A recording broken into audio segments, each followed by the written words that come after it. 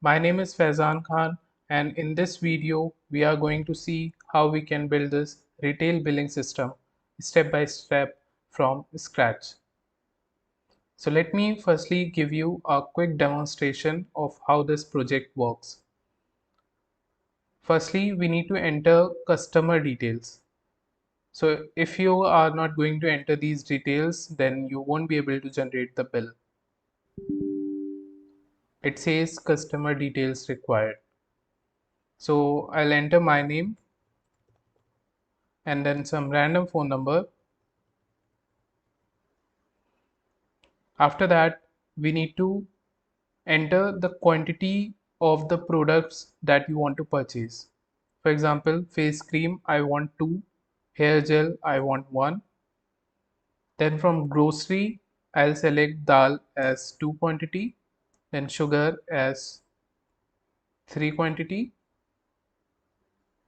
From cold drinks, I'll select Pepsi as 1, Coca-Cola as 2. After this, we have to click on this total, which simply provides you the total cosmetic price, total grocery price, and total cold drink price. And here some tax is added. After this, we can click on this bill. So this will generate the bill inside this bill area, and it will ask whether you want to save this bill or not. So I'm gonna save it. So once I click on save, this bill with this bill number, which is random, is saved successfully. After that, you can send this bill to any email address. For that, you have to click on this email. Here you have to provide the sender's email, means your email and your password, and then to whom you want to send this bill. Okay, that person email address you have to mention here. After you enter, you can click on the send button.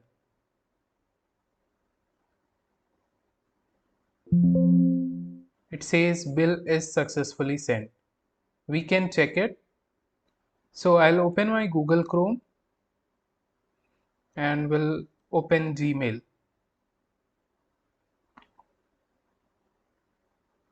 As you can see that we have received the bill with bill number 39360. Okay. After that, we have this print button. On clicking this print button, if your printer is connected with your PC, then this bill will be printed out. Here you just need to enter the file name in which this bill will be saved. It will be a PDF file. So you can simply enter any name. Once you'll click save, if your printer is connected, this bill will be printed. And at last we have this clear button. Once you'll click on it, everything will be cleared. So do you really want to clear? Yes. So you can see everything is cleared. After that, we have this search option here. So whatever bills you have saved, you can search them and open them inside this bill area. For example, let me show you which bill numbers are saved already. So we have two bills here. I will be opening this one, 2765. So here I'll search for 2765. Once you search it, you can see that bill has opened inside this bill area. Okay. And at last, what we will see how we can create exe file of our project. Okay, and we'll see how we can install it in our PC.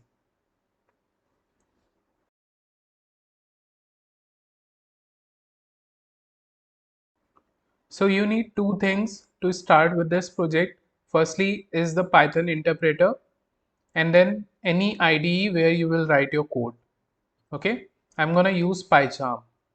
I will be providing you the link in the description of this video. From there you can watch and download and install. So if you are using PyCharm, what you have to do, go to File, select New Project, give a project folder name here. It can be billing project. From here you need to select the Python interpreter. The latest one you can go with. I have 3 interpreters installed, so I'll select the latest one, which is 3.10. Okay, 3.10.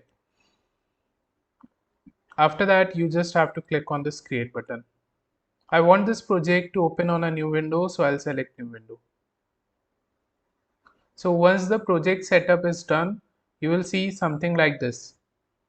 Now you have to create a Python file in which you will write the code.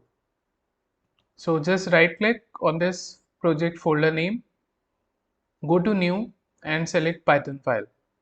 Here you have to provide any Python file name. I'll go with main. So this is your Python file inside which you will write your Python code. So if you see this original project, firstly we will be designing this GUI. Okay. So for that we have one module in Python which is Tkinter that will help us to create graphical user interface very easily. We just need to import it and use its classes and methods. So let's import that in our code. So we'll write from Tkinter import asterisk. So this line means that we are importing all the classes and methods that are present inside this Tkinter module. Okay. Assume Tkinter as a file inside which we have some classes and methods that will help in creating graphical user interface very easily. So firstly, what we have to do, we have to create a window, right? So for creating window, we have a class inside this Tkinter module. We just need to create object of that class. So how do we do that? We write object name as root and we assign this class to this object root. Okay, so this is the way. So this tk class will help in creating our window. Okay, we are simply creating object of this tk class. Once you create the object of tk class and if you run at this stage, you can see there are no errors and code is successfully ended. Okay, but we were not able to see the GUI window. This is because this code executed very fast, so our eyes were not able to see that window. So in order to see that window continuously, we have one method inside this tk which holds the window on the screen. Okay, so in order to use that method, we'll take help of this object variable. So we'll write object variable dot main loop method. So this main loop method will help in viewing our window. Okay, now if you rerun it, you can see the window is created and by default this is the size of our window where the title is tk. Okay, but we want a bigger size, right? So we will set the size of this window and we'll also change the title. So in order to change the title of our window, we have a method title inside this tk class. So again we'll access that method with the help of this object root. Okay, so we'll use title method and to this title method we have to pass the string. So it will be retail billing system like this. Okay, so now if you run it, you can see the title is changed. You are not able to see the title because the window size is small, but if you drag it, you will be able to see it. And now let's change the size of our window. For changing the size, we again have one method which is known as geometry. So we'll use that. So we'll write root.geometry, and here we need to pass the width small x, then the height. Okay, so width that I'm going to use is 1270, and the height that I'll be using is 685. This is the same width and the height that I have used in my original project. So now if I run it, you can see the window size is increased, right? So by default the icon is this leaf, okay, but we can change it. Let's see how we can change the icon. So firstly we will be requiring the icon image. So from where you can get that, just open your Google, and there you need to search for icon-icons.com. Here just simply enter billing. So you will be getting these icons here. Whichever you like, you can simply open it. Okay, and you have to download the ICO formatted image. Okay, so select ICO and download the smallest image, 32px. Once the icon is downloaded, you can simply copy the icon and paste it inside the same folder where your Python file is. Okay, you can change the name to icon.icu or any name of your choice, like this. Okay, so this is the icon that we will be adding. Now to add the icon, we have one method which is known as icon bitmap. Okay, so that method we can access only with the help of the object variable. So root.icon bitmap, and here we'll pass the icon name which is icon.icu, like this. Now if you run it, you can see the icon is changed.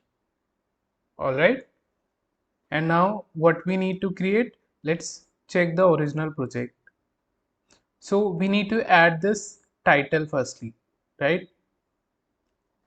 So in Tkinter, the text is always added on our label, okay, and the label is known as a widget. So what is a widget?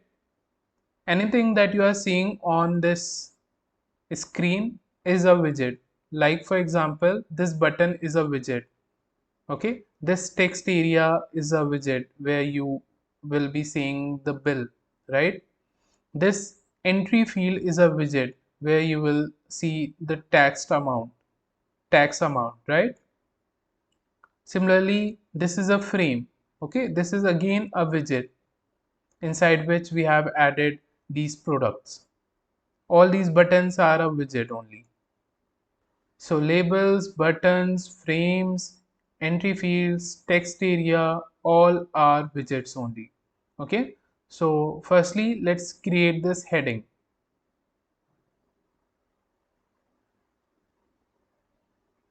So as I told you that we cannot directly add the text. For adding the text, we have to firstly create a label, and then on that label we will be adding the text. So I'll write heading label. This is the name that I'm giving to a label, and label is created with the help of a label class that is present inside this Tkinter module. Okay, so we are simply using the class, and this will help us in easily creating the label. Okay, so first thing that we need to pass to this label is where you want to see this label. We want to see this label on our window, right? And the window name is root. So we'll pass root here. After that, what should be the text on this label? So the text will be retail billing system. Now, after adding the text, if you run at this stage, you won't be able to see this label. The reason is You have just created a label, but you have not placed it, positioned it on your window, right? Where you want to see this label, at the top, at the bottom, on the left hand side, or on the right hand side. So for that, we have a method inside this label class. Okay, uh, we will use that method and we'll place our label on our window. So we'll be using this object variable heading label to access the method of this class, and the method name that I'm going to use is pack. Okay, so this will simply add this label at the top. Now if I run it, you will see the label here, right? Retail billing system. So right now this is the font size, okay, and the styling by default, but we will change it. Okay, we'll try to make it look in the same way as it is in our original project. So let's add the font for this text. So for adding the font, we have to pass font argument here, and the value will be inside these parentheses, which is nothing but a tuple. Okay, first thing that we need to pass is the font style. So I'm going to use Times New Roman. After that, we need to pass the size of the text. So the size that I have used in my original is 30 px, so I'm gonna pass 30 here. After that, you can mention whether you want the text to be bold, italic, or underlined. So I want the text to be bold, so I'll pass bold here. Okay, that's it. Now if you run it, you can see the font is changed. After that, you can change the background color of this label on which this text is added, right? So we will be adding BG. BG stands for background. Let me just move it to a new line so that it's visible to you. So here we'll mention BG equals to the color name. So the color that I'm going to use is gray 20. Okay, in Tkinter we can use a lot of different colors. So let me show you what colors you can use. So simply go to Google and search for Tkinter colors. Open any of these images. You can save these images, and from here you can see different colors names that you can use in Tkinter. So I'm going to use gray 20, right? It's on this side. Yeah, this is the gray 20 color that I'm going to use. Okay, so it's up to you which color you use. Now if I run it, so this is how it looks. Okay, now we have to change this text color. So in order to change the text color, we have another argument which is FG, which stands for foreground. Either you can write complete foreground spelling or just FG. Similarly, either you can write background or just BG. Both works same way. And here we will mention the color name. So I'm going to use gold. Okay, so this is how it looks. After that, I want to fill this label completely onto this x-axis. Okay, so for that, to this pack method, we have one argument which is fill, and here we'll mention that in which direction you want to fill this label. So we want to fill this in the x direction like this.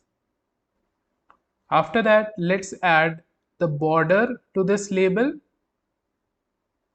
So to this label, we will add border BD equals to 12. Okay, I don't think you see any difference. Let's add the styling to this border by using this relief argument, and the value will be groove.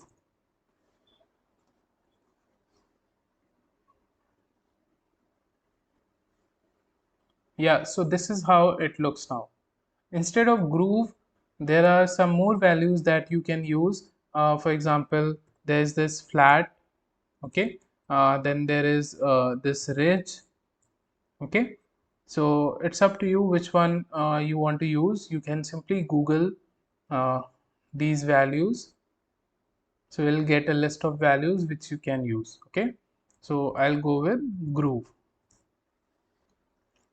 So after creating this heading, now we need to create this customer details section, okay. So this is nothing but a label frame with a label customer details, okay. So firstly we will be creating a label frame, okay, and inside that we will be adding label name and its corresponding entry field, okay.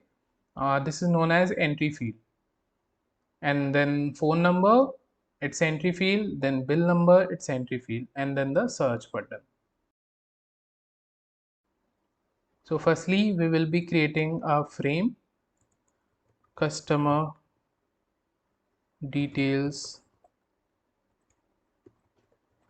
frame, and this is a label frame, so it will be created with the help of a label frame class, okay, which is present inside this tkinter.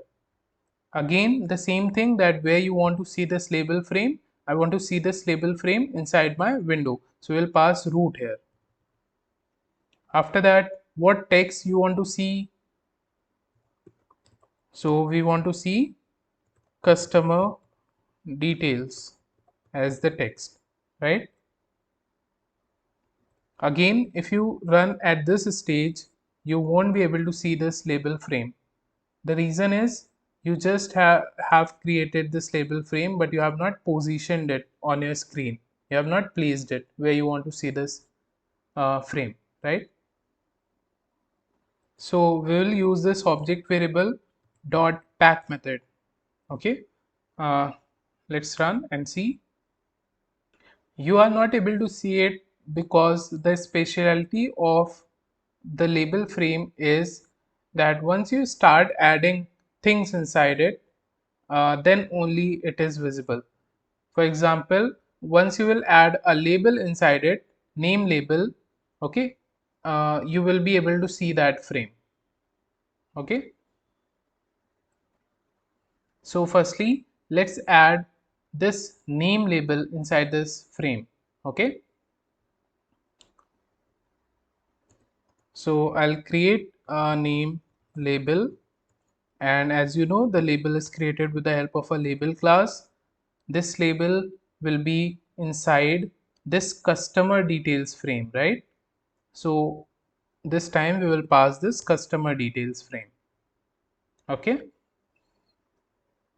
After that, what will be the text? So the text will be name, and then other things like font and all we will be adding later, okay. For now, let me just uh, position it on inside this frame, okay. So right now if I'll run, you won't be able to see anything, right? So we need to position it, so we'll write name label dot. So we have used this pack method to position something on our window, right? We also have one more method which is known as grid, okay. This helps in adding things on our window in the form of rows and columns, okay. So we have to just mention the row number and the column number, okay, to add this on our frame, okay. So to this grid method, we will mention row 0 and column 0. Why row 0 and column 0? Because this label is the first thing getting added inside this frame. Okay, so it has to be in at the starting position only, right? So if I run now, you can see we are able to see this frame first of all, and then this label. Okay, I hope you are able to understand it. Now we need to just provide some font to this label, okay, add some border to it, similarly font to this name label, okay. So let's add. So font that I'm going to add for this customer details text is Times New Roman. Okay, so the styling will be Times New Roman. Size of the text will be 15 and I'll make the text as bold. So if you see, this is how it looks. Okay, I'll change the color. So I'll move to a new line. Here I'll mention the text color to be gold. Okay, I think I have added extra comma. Now if I run it, yeah, this is how it looks. Now let's add border to this frame. So here I'll mention border equals to 8 and then the styling to this border will be same as before, groove. Okay.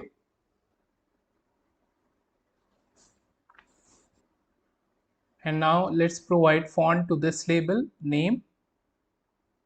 So here we have this label name. So I'll add font and it will be the same font. Okay. So we can simply copy this font from here. So styling will be Times New Roman, size will be 15 and it will be bold. And I forgot to add the background color to this label frame.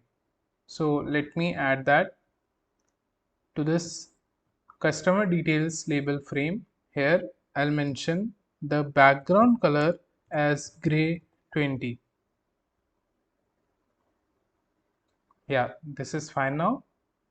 After this, to this label also I'll change the background color to gray 20 so that it can match with this frame color, right? So here I'll mention bg equals to gray 20. Okay, like this. Then I'll change the text color to white or any color of your choice. So I'll move it to a new line and here I'll mention FG, which stands for foreground, which is nothing but the text color, and the color will be white, like this. And now after adding the label name, after that we have to add its entry field, okay, inside which you will enter the name, right? This entry field. So let's create it. So just like we are creating the label, in the same way we have to create the entry field, okay, using the entry class. So here we'll mention that it's a name entry, okay, and entry field is created with the help of entry class. Again, where you want to see this entry field, we want to see this entry field inside this customer details frame, right? So we'll mention customer details frame. Before adding further things, let me just position it. So we'll write name entry dot grid. This time, what do you think? What will be the row and column value? If you see this original project, this is at row 0, column 0. So this is at row 0 and column 1, right? Similarly, this will be at row 0, column 2. Okay, it is in the form of a grid, in the form of rows and columns. So here we'll mention row 0 and column 1. So as you can see, the entry field is created. Okay, so by default, this is the font that we are entering here. This is the font size. Okay, we can change it. So here we'll mention font. Style that we'll be using is Arial and the size of the text will be 15. Okay, yeah, this is fine. After that, I will provide border to this entry field.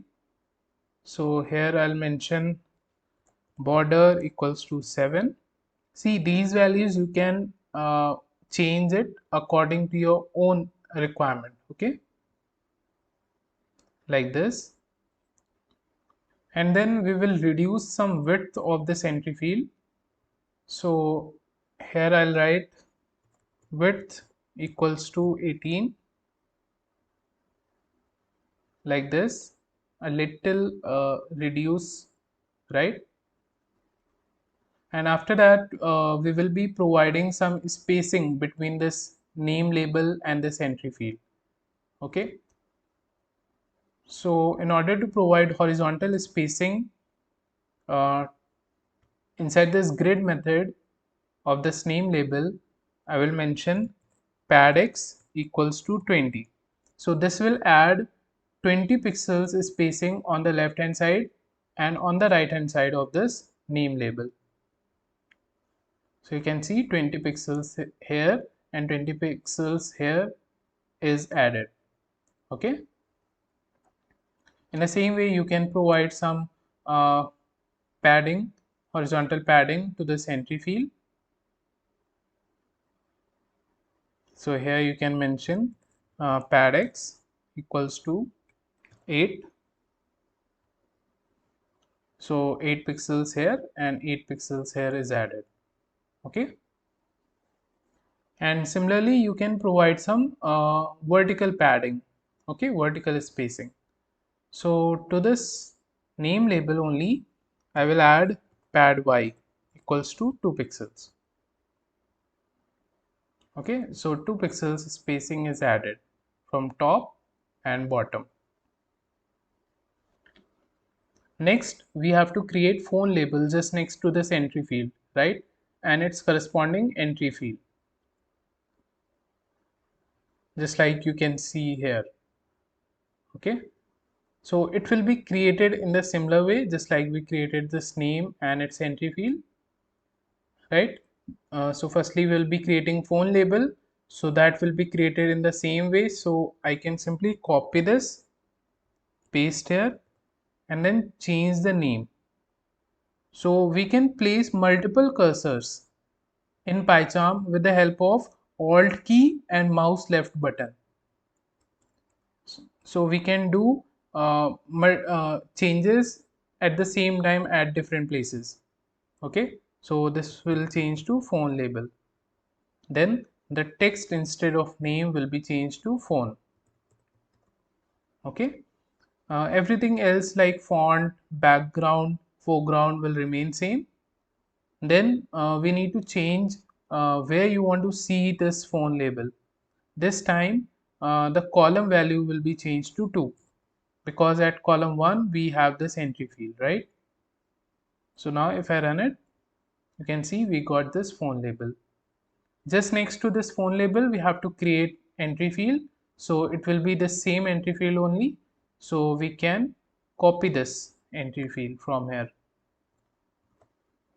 Okay, and we will paste here, and then we'll change the name to phone entry. Okay, column value will be changed to 3,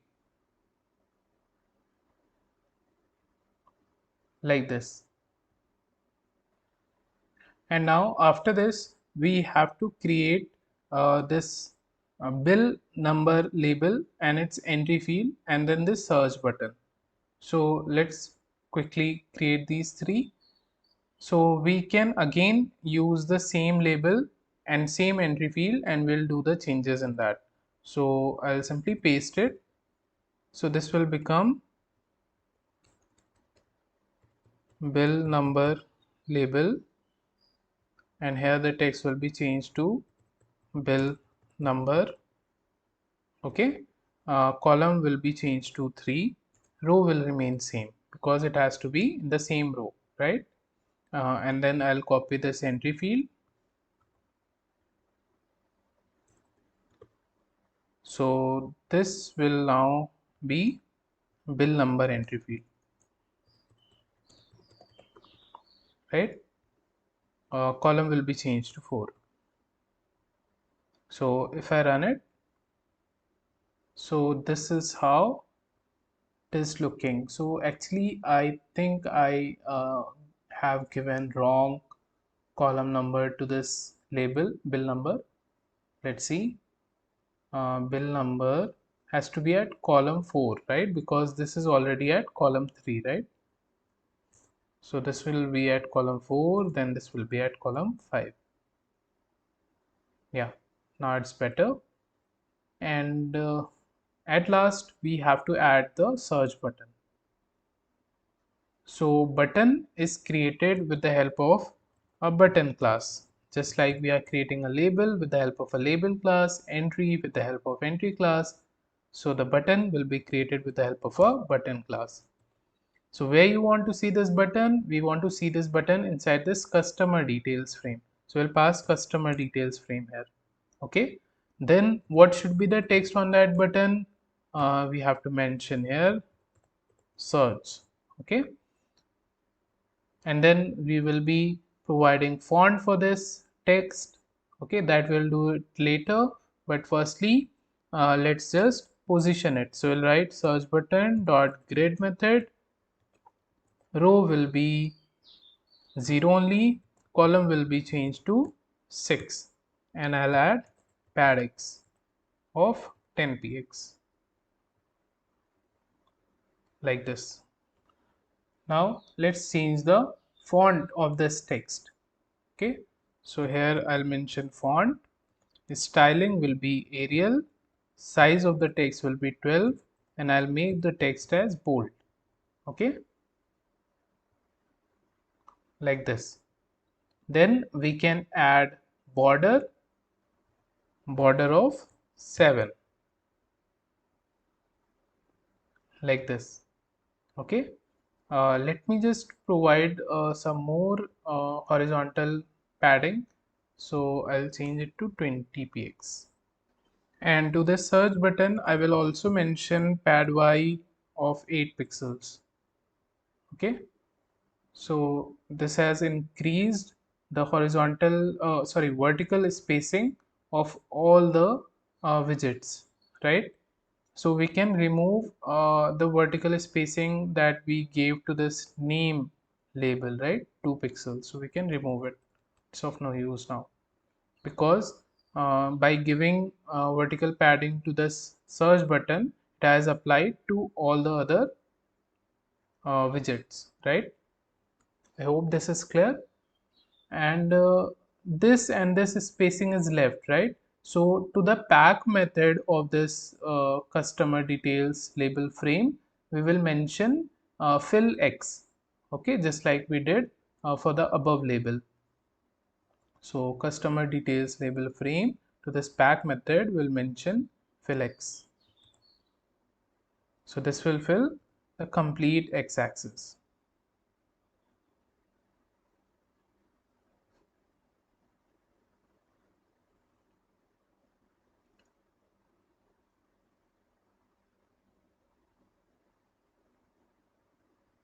Sorry, I have mistakenly cut from here. I don't have to cut it. Yeah, this is fine. And you see there is no gapping between this label and this frame, right? So we can provide pad y to this label, to this, either to this label or to this frame. It's up to you. Okay, so we can provide pad y equals to 10. Yeah, this is better now. After that, I want to provide some width to this button.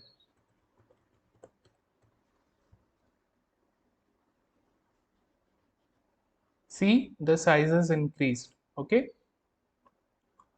Uh, One thing that I need to change here is this name.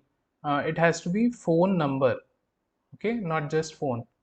So here we have this text. We'll change it to phone number. Yeah, now it looks same as it is in original project, right? And now we have to create this particular section. So how do we start? Firstly, we will be creating one products frame, okay, inside which we will be adding this cosmetics label frame and its product. then grocery label frame and its product, then cold drinks label frame and its product, and then this bill area section. Okay, inside that frame only. Okay, so frame is nothing but a container which help us to simplify the sections, right? So this was added in this customer details frame, right? And now we are creating another frame inside which we'll be adding these sections. Okay, so I hope I'm making sense. You will understand it once we'll do the code. Okay, so firstly I'll be creating a frame. Okay, so this will be products frame, or you can name it anything, and frame is created with the help of a frame class. The difference between frame and a label frame is that uh, frame does not have a label, but label frame has a label. That's it. Okay, otherwise both are simply containers inside which we simply add buttons and labels and entry fields. Okay, so this frame again, where you want to add this frame, this time we will not be adding this frame inside this customer details frame, right? We'll be adding this frame inside my window name, right, which is root. So we'll pass root here. Okay, and then we can simply pack it. So when we use pack method, it simply packs everything one after the other. Okay, so firstly we packed this heading label, so it was at the top. Then we packed this customer details frame, which was just next to this, and now we are packing this products frame, right, which will be just next to that customer details frame, right? And inside customer details frame we added all these labels and buttons, right? Sorry, one button only, right? So I hope this is clear to you.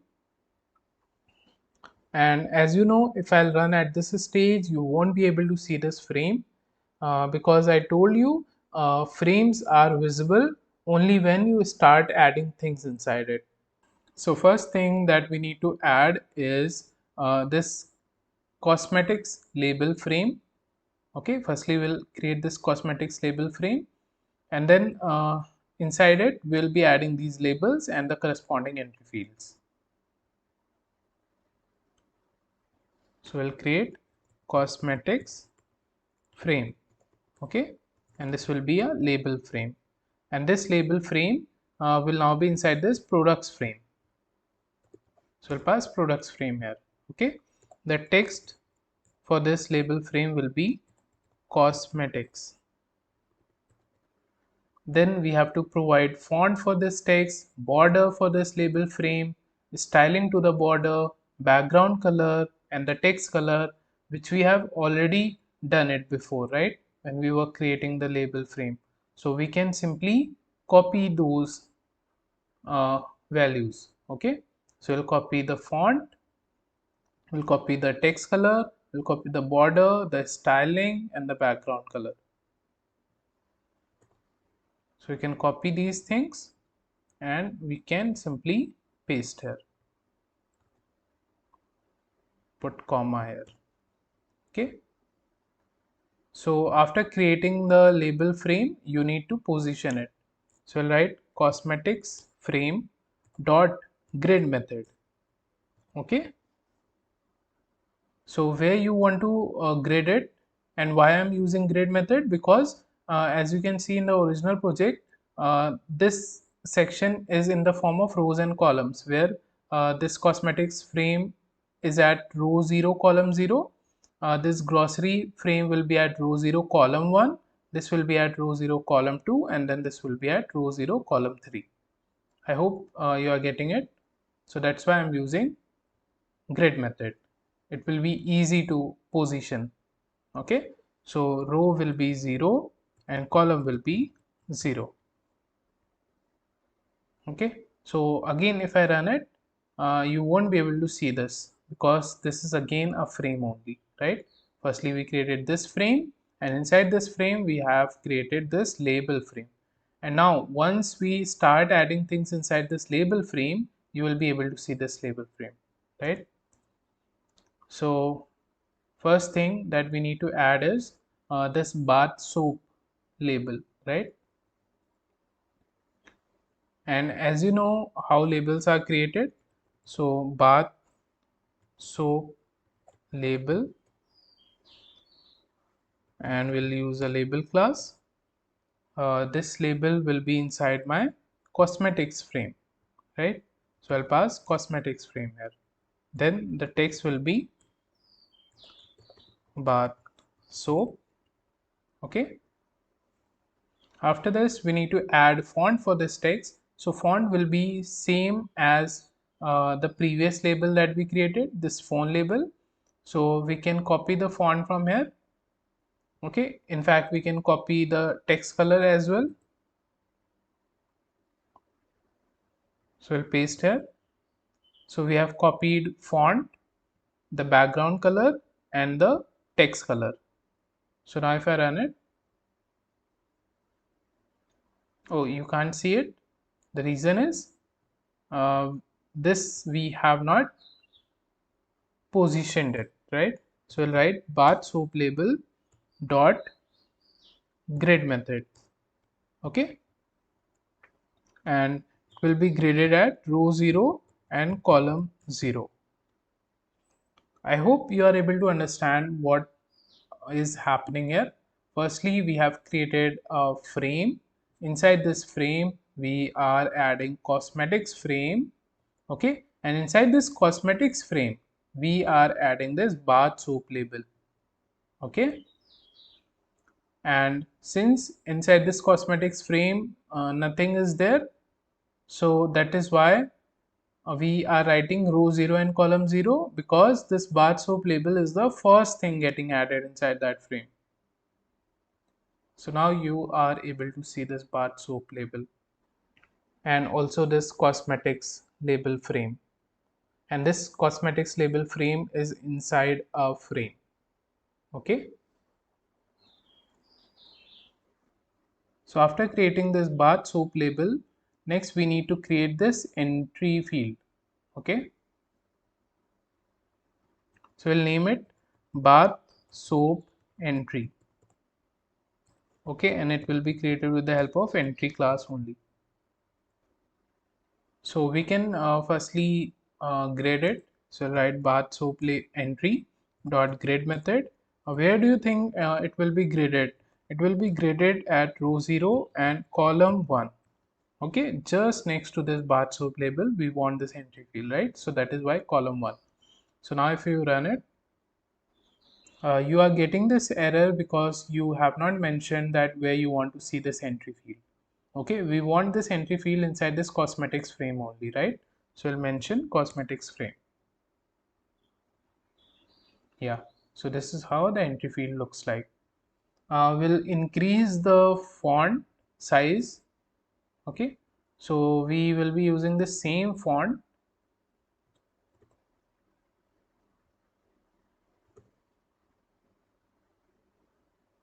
Okay, then we'll reduce the width. So we'll make the width as 10. Yeah, this is fine. And then we'll add border of 5 pixels. And let me just firstly add some pad y to this frame, right? So that we can see some vertical spacing between this customer details section and this product frame, right? So to this product frame, here we'll mention pad y equals to 10 pixels. Okay, so now we have some spacing here.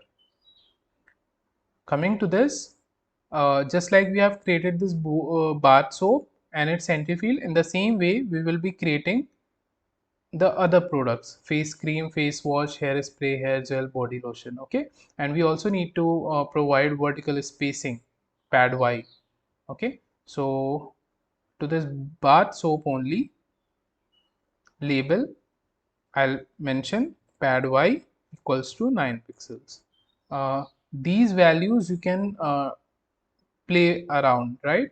You can decrease or increase according to your own choice. Okay, so I have used 9 pixels in my original project, that is why I'm using the same value here. Okay, you can mention pad y equals to 9 here as well. So now let's create the other one, which is face cream. Okay, as it has to be created in the similar way, so I'll be simply copying these lines. Okay, so label and the entry field I'll copy, and then I'll do the changes in the name. So instead of bar soap, uh, this will be changed to face cream. Okay, face cream label and face cream entry. The text here will be changed to face cream. Uh, then apart from this, everything else will remain as it is. Only the grid value, row and column value will change. Row will become 1 this time because it has to be just below this label, right? So row value will become 1, column will remain 0 only. Okay, here this entry field will be at row 1 and column 1. Okay, so if you rerun it, you can see this is how it looks. We also need to add some horizontal padding. Okay, pad x. So let's see. We'll firstly add pad x 10 px. Okay, so to this bath soap label, to this entry field, and to this face cream label, and to this entry field, I'll mention pad x equals to 10 px. Okay, so when we added to bath soap, it has added 10 px here, 10 px here. Then when we added to the entry field, it has added 10 px here and 10 px here. Okay, so this 10 px of this bath soap and of this entry field has simply overlapped. Okay, and after this face cream, next we have face wash. Okay, so again I will simply copy the label and the entry field and will paste here. So this will be changed to face wash.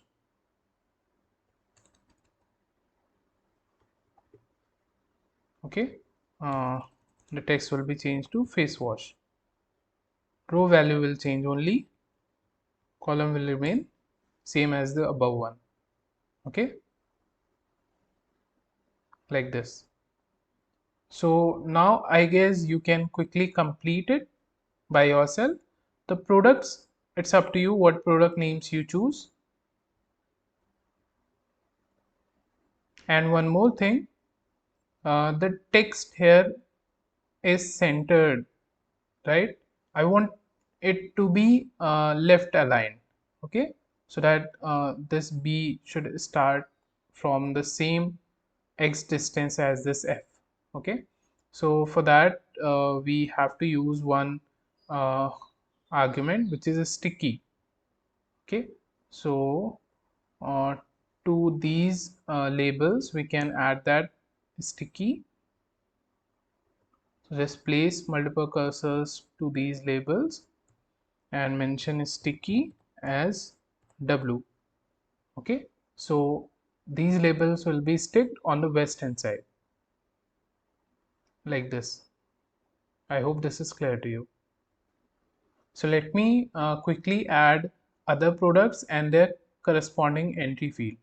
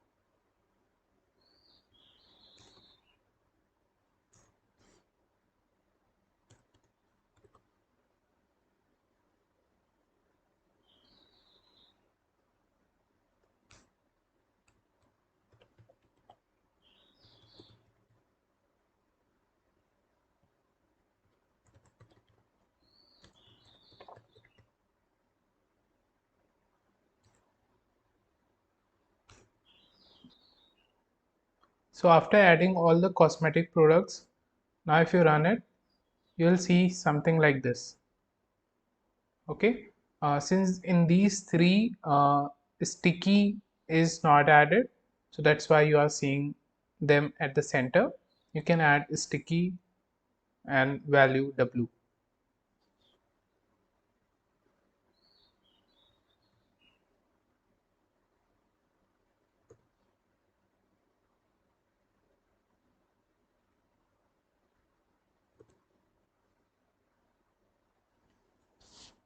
Yeah, now it's fine.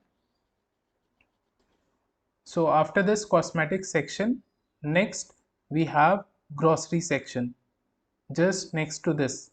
Okay, so we'll create grocery label frame, and that will be created in the same way as this cosmetics label frame, right?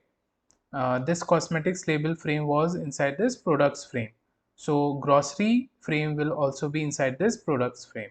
Okay, so cosmetics frame was at row 0 column 0, so grocery frame will be at row 0 and column 1. I hope you are getting it. So here we'll mention uh, this is a grocery frame. The text will be changed to grocery. Okay, and it will be at column 1. Row will be 0 only. I hope you are getting it. So again, if I'll run at this stage, you won't be able to see this grocery frame. Let's add a label and entry field inside this grocery frame. So first product that we can see in my original project is rice. So let's add rice and its entry field.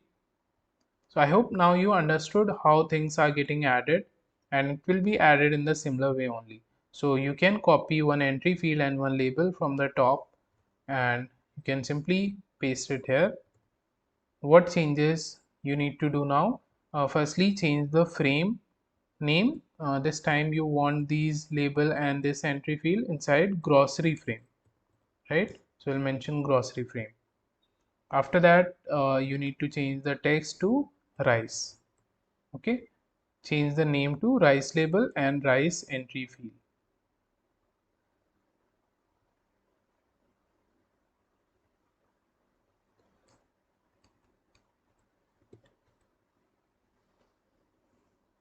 Okay, after that you have to change the row and column value. Okay, since it's a new frame, okay, and nothing is added inside this grocery frame yet, so rice label is the first thing we are adding, so it will be at row 0 column 0. Okay, rice entry has to be just next to this rice label, so it will also be at row 0, but column value will be 1. Okay, if you run it, you can see this rice label and its entry field. I hope this is clear. In the same way, we will do for rest of the products. Next one is oil. So we can copy label and entry. So this one will now be oil.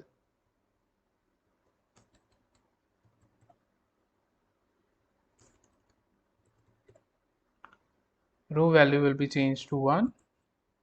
Here row value will be 1. Okay. In the same way, we'll do it for rest of the products. I'll do it quickly. Okay.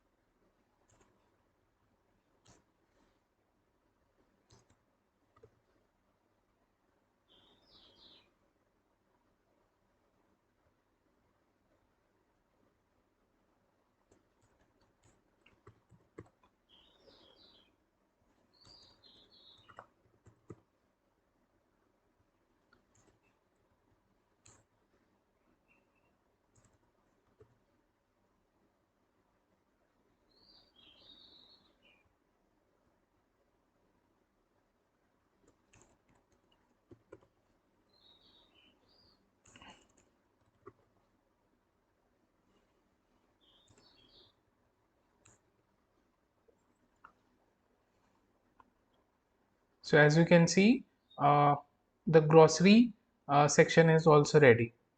Okay, just next to this grocery section we have to create cold drink section. So firstly we'll be creating cold drinks label frame. Okay, so I'm going to copy the grocery frame and we'll do the changes.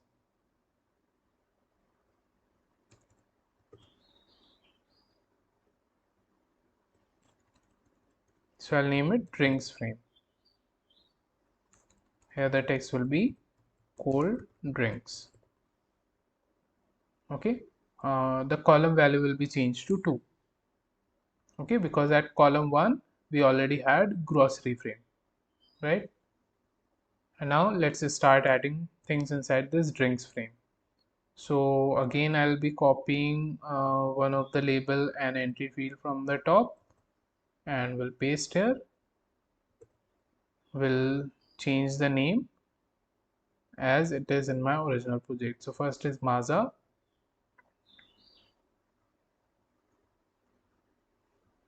You can add any name of your choice, okay, any products.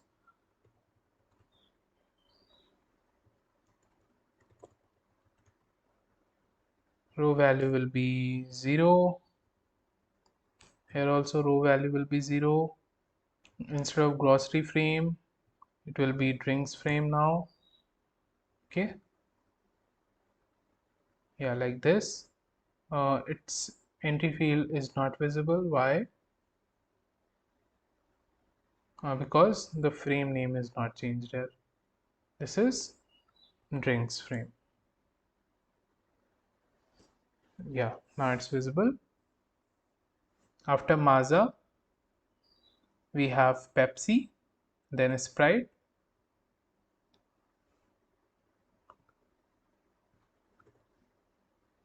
So I'll paste here. This name will be changed to Pepsi.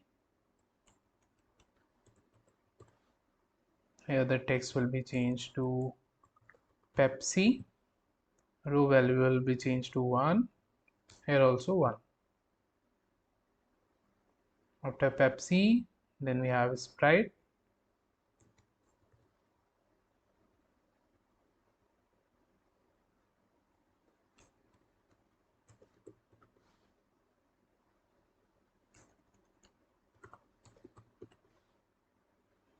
Row value will be 2. Here also row value will be 2. After Sprite, then we have Dew, Fruity and Coca-Cola.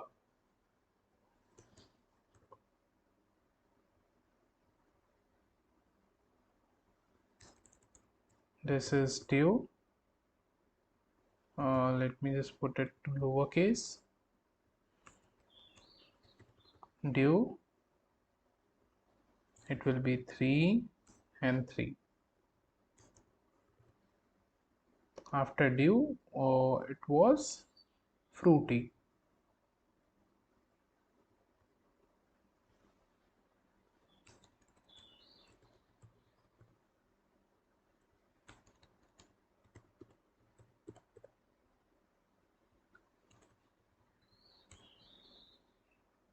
And last one was Coca-Cola.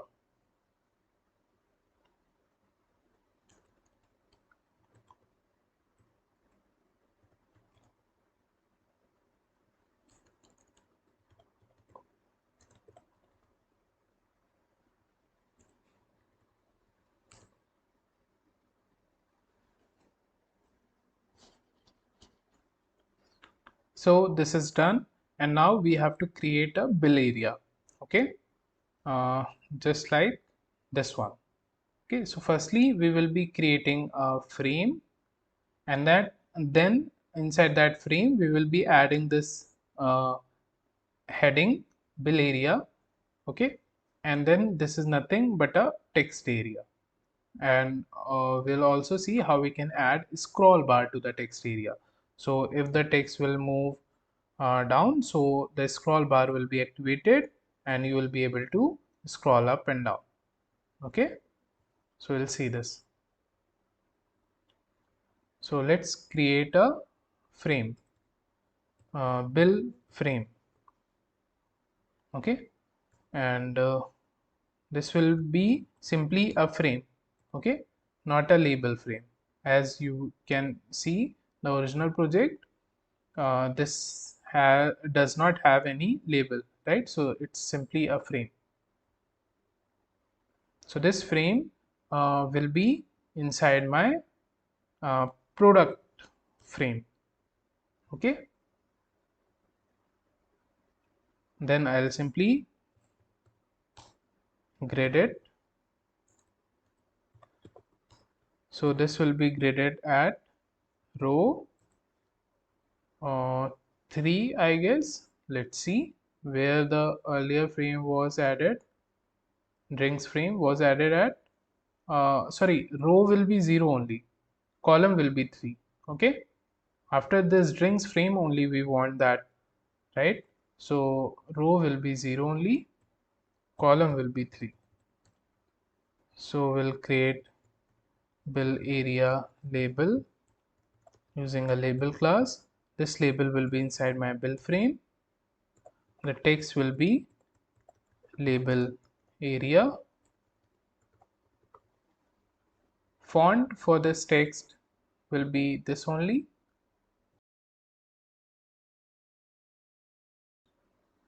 And now let's position this label. So I'll write bill area label dot pack method. Why I'm using pack method? As you know, this bill frame is a separate frame, right? And inside this frame we are adding this bill area, right, which is the first thing we are adding inside it. Okay, and it has to be at the top inside this bill frame, right? So we are simply using pack method. We could have also have used grid method with row 0 and column 0. That would also be fine. So now if I run it, you can see this label area here. We will provide border to the frame, bill frame, and groove styling to it. Okay, so this is the bill frame. So we'll pass BD as 8 and relief as groove. Okay, like this. Then to this label area label also will add border. BD equals to 7 and relief equals to groove. Alright, like this. And now just below this title we have to add the text area, okay, inside which you will display the bill. So for creating the text area there is a class called text. Okay, so we'll write text area equals to text, and this text class, where you want to add this text area, we want to add this text area inside this bill frame, so we'll mention bill frame here. Okay, and then we can simply pack it, so we'll write text area dot pack. So if I run it, you can see this is the size it takes by default. Okay, this is the text area that is added. Let's fix it. So height that I'm going to use is 18 and width that I'm going to use is 60. So it will look something like this. Okay, so these values you can simply decrease or increase according to your choice. Okay, so I have simply checked it, played with these values to get the perfect values. Okay, apart from this, this text is wrong. It should be bill area, right? And it should be expanded completely inside this frame. Okay, so we'll use fill x. So here we'll mention fill x and this will be bill area. Yeah, now this is fine. And now let's add this scroll bar on the right hand side, okay, inside this text area. So in order to add this scroll bar, we'll be using the scroll bar class, okay, to add this scroll bar, and we'll name it scroll bar, okay. And this scroll bar also has to be inside this bill frame only. And after that, we also have to mention that whether you want horizontal scroll bar or vertical scroll bar. So orient will be vertical. And then after creating the scroll bar, we also need to pack it, and we have to pack it on the right hand side. So we'll use pack method, and side will be right, okay. Let's see. Yeah, so the scroll bar is added here, okay. Actually, we need to decrease some width of this uh, text area, so we'll make it 55. So as you can see, the scroll bar is added inside this text area, right? Let me just provide some paddings of 10 to this bill frame, okay, so that you can see little spacing here. And then I'll fill this scroll bar completely on the y-axis, okay. So here I'll also mention fill equals to y, just like we used to fill in the horizontal axis. This time we'll fill the scroll bar on the y-axis, okay. So inside this frame, this is filled right on the y-axis, okay. Right now, if I'll write some text and we'll move it down, this scroll bar is not activated, right? This scroll bar is not active. So if you move it down, you won't be able to see the bottom text, okay. So because this is not functioning with this text area, okay, this is not connected with this text area. So how do we connect it? Firstly, you will have to add y scroll command equals to scroll bar dot set, okay. So this will simply set the scroll bar with this text area, okay. So now if I run it, so now this scroll bar is set with this text area, okay. You can see this it is set with the text area, but you will not be able to see the upper view when you will scroll up, okay. So in order to move this text area up and down uh, using this scroll bar, we have to configure the scroll bar. So we'll write scroll bar dot config, and here we'll pass the command equals to text area dot y view, okay. So what we want, that whenever we scroll the scroll bar, we should see the y view of the text area. So we are simply configuring the scroll bar. So we have firstly created the scroll bar, okay. Then we have created the text area. Then we have set the scroll bar with this text area. And then in order to see the vertical view of the text area, you have to configure the scroll bar like this. I hope this is clear to you. Now if you'll write some text and move it down, so now you will be able to see the upper view of this text area by scrolling up this scroll bar. I hope this is clear to you, okay. So this products frame section is also completed. Just below it, next we have to create this bill menu, okay, inside which we'll be adding these labels, these entry fields, and then these buttons. Let's quickly finish it. So firstly we'll be creating a bill menu, okay.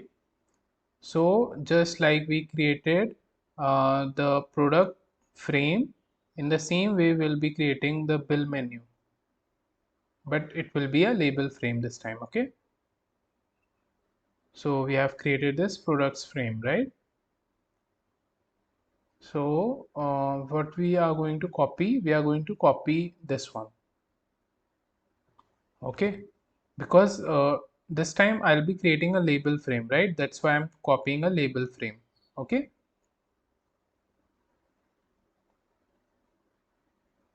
I'll paste here, and this will be bill menu frame. The text here will be bill menu. Okay, this bill menu frame will be inside my root window. Okay, if you see this products frame was inside my root window, right? And it was packed with a vertical spacing of 10 pixels, right? So this bill menu frame will also be inside my root window and it will be packed. Okay, so you won't be able to see it. Let's add things inside it. Okay, so first label that we will be adding inside this bill menu frame is cosmetic price label. Okay, as you can see in this original project. Okay, cosmetic price. So I'll copy the already created label like this one, and I'll do the changes in it. So this one will be named as cosmetic price. Cosmetic price, and this label will be inside my bill menu frame. The text will be cosmetic price.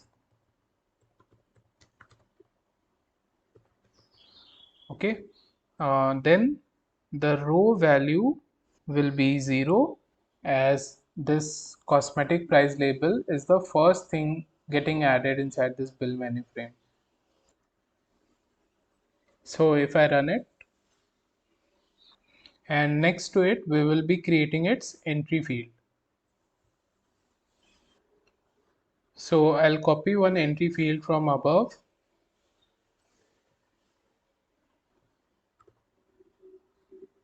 and we'll paste here. So I'll change the name to cosmetic price entry. Okay, this will not be inside drinks frame but inside bill menu frame.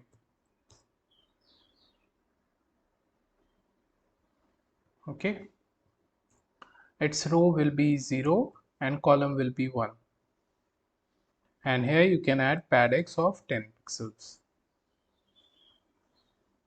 and similarly you can add this grocery price and cold drink price and their entry fields.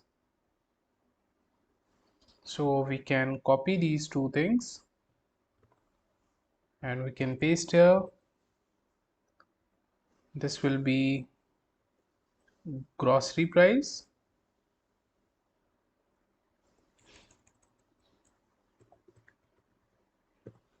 Okay, row value will be changed to 1 and here also it will be 1.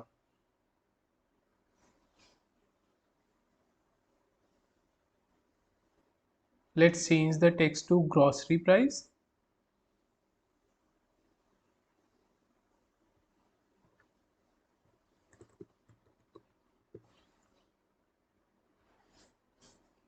And just below this we also had to add cold drink price. Okay, but the space is not there.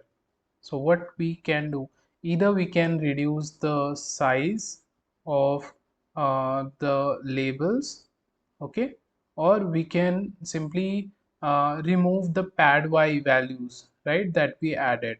Okay, so it will move a little bit up, this section will also move a little bit up, so we'll get some more extra space, right? So what we can do, we can search in our code. So we'll press Ctrl R in PyCharm and we'll check pad y equals to 10. Okay, so in heading label we added pad y equals to 10. So we can simply remove it and then add one more place we added here in products frame, right? So we can remove it. Let's run. Yeah, so you can see now we are having some space for the third one. Okay, so let's add the third one.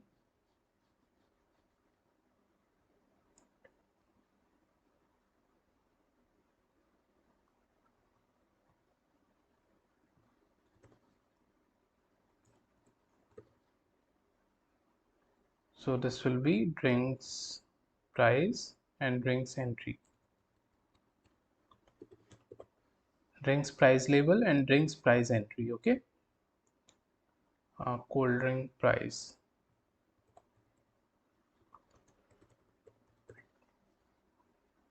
Okay, and this will be row 2.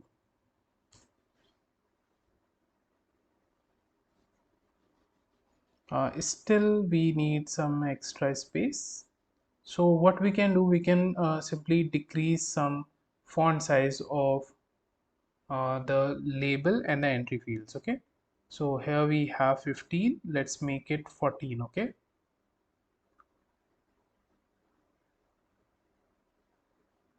so just place multiple cursors.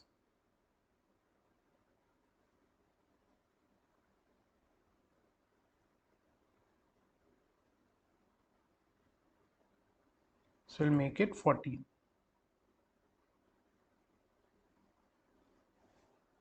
uh, we need some more extra spacing. Let's make it 13. Yeah, now it's better, right?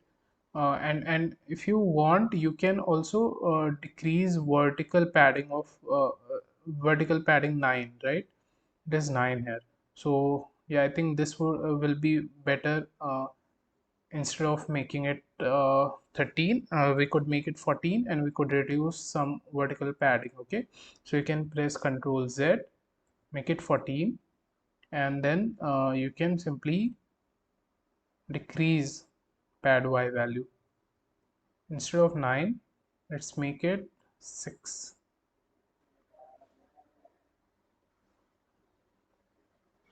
Now I think this looks better, and just next to this we have 3 more labels and their entry fields: cosmetic tags, grocery tags, and cold drink tags and their entry fields. Okay, so we can simply copy these, right, and we can paste them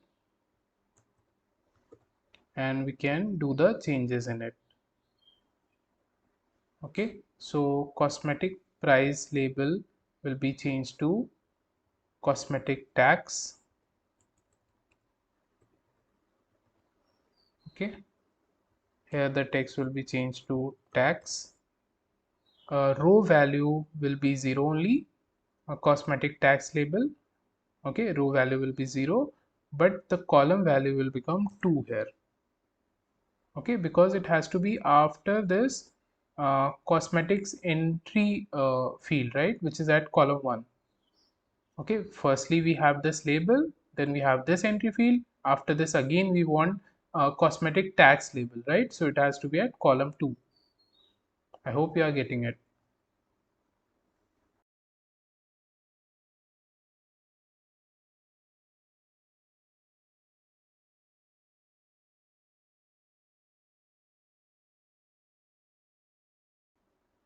And the text will be changed to grocery tags. Okay, row value will be 1 only. The column value will be changed to 2, and I forgot to change the column value here of this entry field. This will be 3. Similarly, this grocery tax entry will also be at column 3. Then we'll change this label name and this entry field name to drinks tax, and we'll change the text to cold drink tax. Label column will be changed to 2 and entry field column will be 3.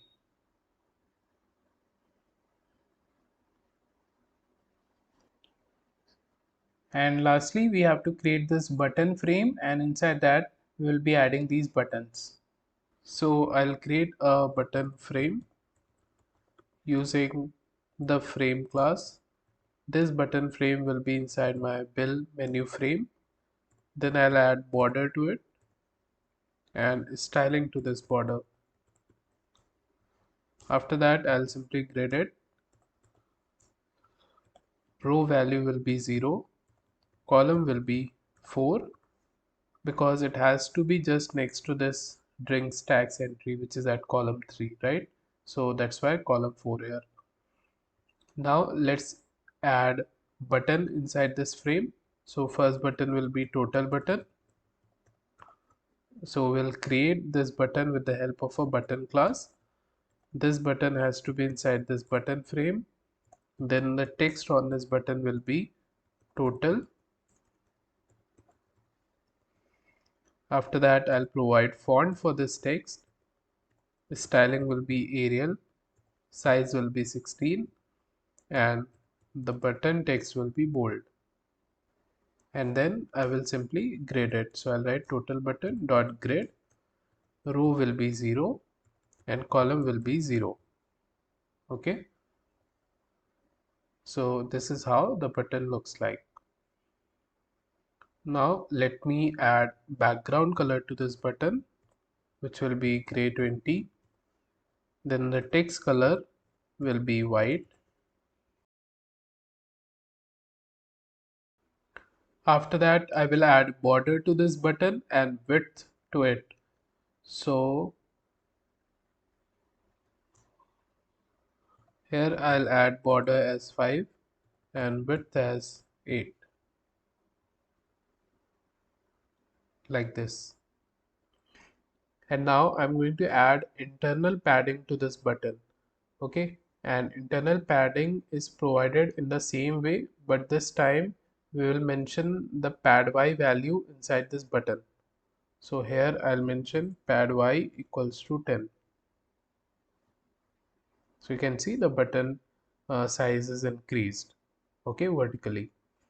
And if you notice what is happening here, this is getting distorted, right? This is because this button is at row 0. Okay, so row 0 is taking this much space, so row 1 is starting just after that from here, right? That is why this is getting uh, to the bottom, okay, getting outside of the screen.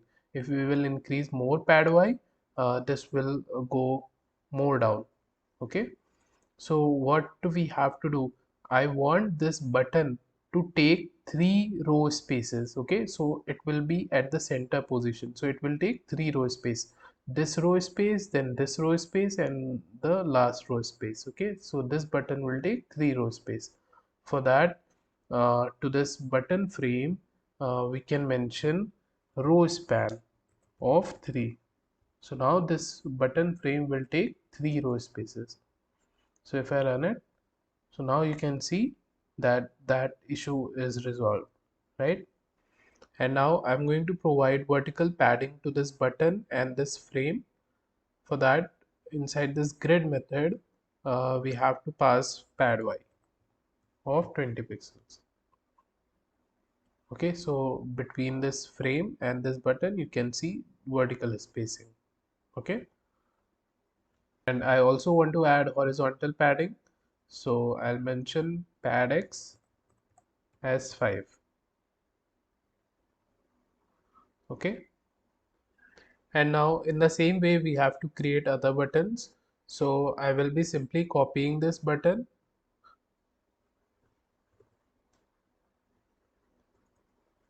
will paste it, so this will change to bell button, the text will be changed to bell, uh, column value will be changed to 1. Okay, like this. After this, we have to create email button.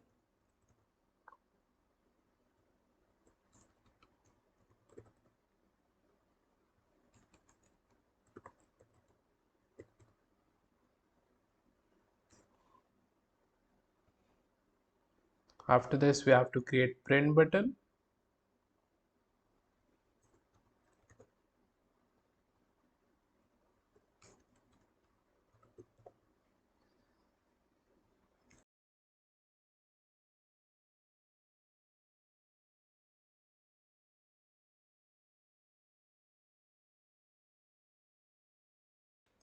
And at last, we will have a clear button.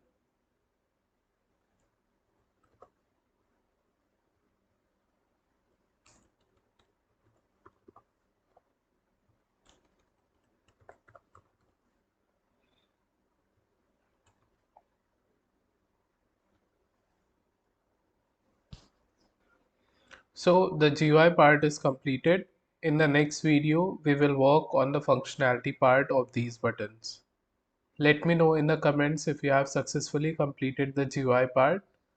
See you in the next video. Thank you for watching.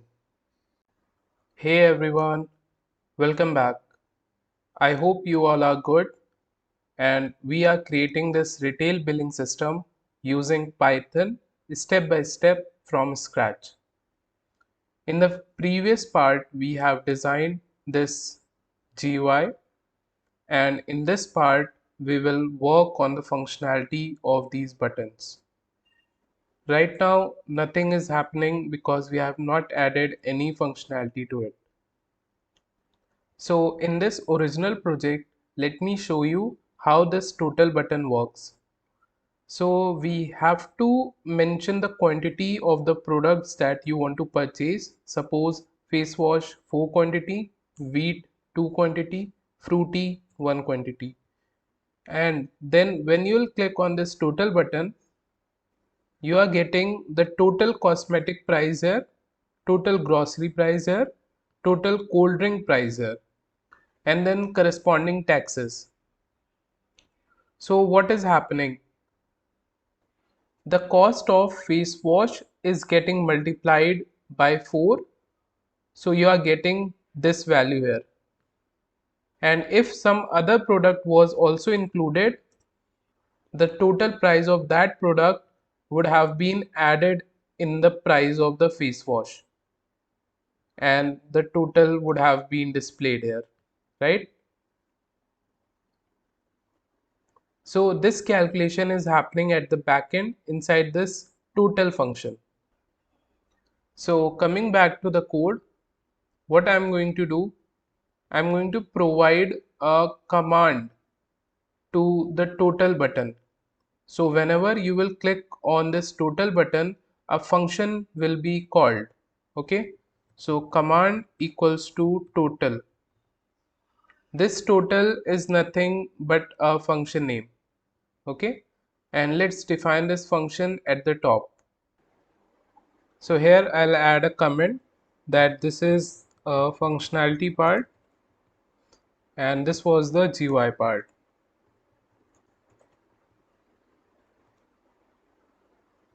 So here I'll define that total function, and firstly inside this function I'll simply print hello. Let me show you what will happen. So when I'll click this total button, hello will be printed on the console as you can see here. So whenever you will press the total button, this total function code will be executed. Okay, but we don't have to print anything. What we have to do, we have to fetch the value that the user will type here, so that we can multiply this value with the cost of bath soap and display that value inside this cosmetic price section. Okay, suppose bath soap cost is 10 rupees, so it will be multiplied by 5, so the total value will be 50, and that 50 will be displayed here. Okay, like this. And suppose if you are adding one more product, hair gel, two quantities, so the cost of hair gel will be multiplied by 2, and the total hair gel cost and bath soap cost will be displayed here, suppose 500. So let's see how we can get this value in our code, and later we will see how we can display the value inside the entry field.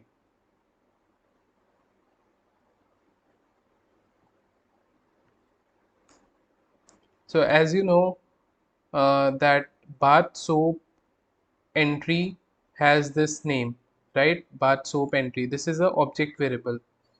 As you know, entry is a class and it has some methods. Okay, so it has one get method to get the value from the entry field. It has insert method to insert some value inside the entry field. Okay, so we can use insert and get method with the help of this object variable. Okay, so we can copy this object variable, and here we'll write, we'll paste that, and we'll use get method. Okay, so this will get the value that will be written on the entry field, and we can store that in some variable like soap value. Okay, and then we can print this just to show you. So if I write 10 here and click on total button, you can see 10 is getting printed, right? So this is the way to get the value from the entry field. So this value that you are getting from the entry field, we have to multiply it with the single price of the soap, right? That we can set by ourselves. Suppose if I'm setting the cost of one soap as 20, so if there will be 10 quantity, so 10 will be multiplied by 20, so it will be 200. Okay, that we can store in some variable like soap price. Okay, and we also have to do one more thing. This bath soap entry dot get method will return the value in the form of a string. So this 10 is a string and not integer, so we have to convert it into integer so that the calculation can be performed. Okay, like this. So this value will become an integer, and then when you will multiply it with 20, you will get 200 in this case. Okay, so let me just print this soap price this time. So if I am mentioning 10 again and clicking on this total button, you can see 200 is getting printed. Okay, so 10 is getting multiplied by 20, and the result is 200 that is getting stored inside this variable, and then we are printing it simply. Okay, so just like we have calculated soap price, in the same way we have to do it for all other entry fields. So after bath soap entry, next is face cream entry, right? So we can take this variable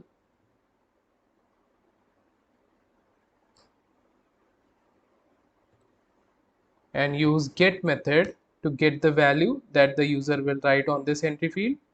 Then we'll convert it into integer. Okay, and then we'll multiply it with cost of 1 unit. So face cream cost price can be 50 rupees, and the value that you will get from here we can store in some variable like face cream price. Okay, in the same way we'll do it for face wash, hair spray, hair gel, and body lotion.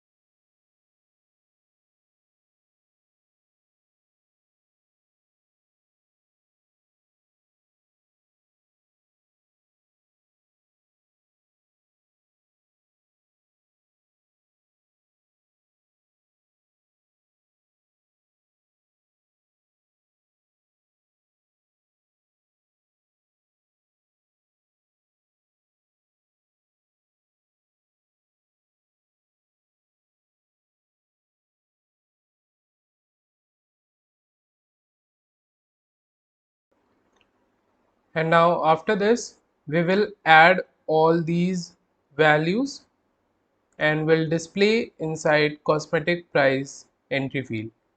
Okay, so we'll write total cosmetic price equals to soap price plus face cream price, face wash price,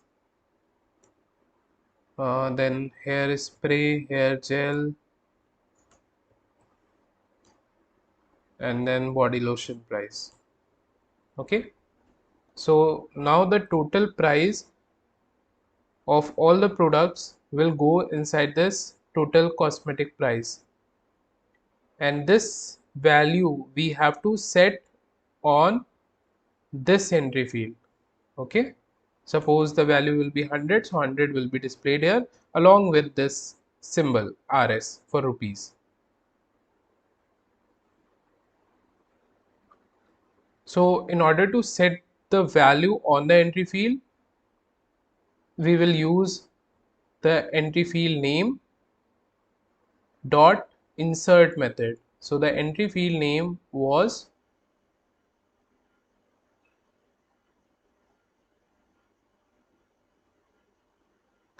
cosmetic price entry. So we'll use this variable and insert method.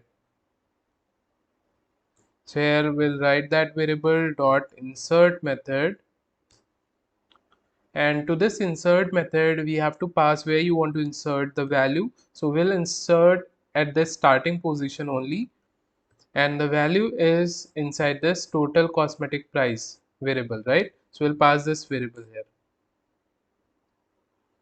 So now if I run it and show you, suppose if I enter 10 here, 3 here, 2 here, 1 here, and if I click on this total button, let's see why the value is not displayed on this entry field. We are getting error here, value error, invalid literal for int with base 10. Okay, why we are getting this error? Because the other entry fields were empty, right? So we are getting empty value here. Okay, we are getting null. So null cannot be multiplied by 50, right? So that's why we were getting that error. So how to avoid that error? We can avoid that error by setting 0 in all of the entry fields initially, just like you have seen in the original project. So how can we do that? We can go to the entry fields, and here we can insert 0 inside it. So the way is we have to use the object variable name dot insert method, and at the starting index we want to insert 0 initially. So if you'll run this code, you will see 0 there.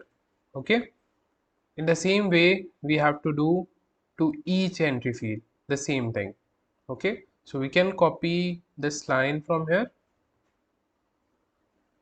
We'll go to this face cream entry, and here we'll paste that and we'll change the name.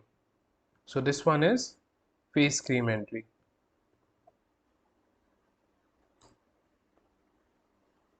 Then face wash entry.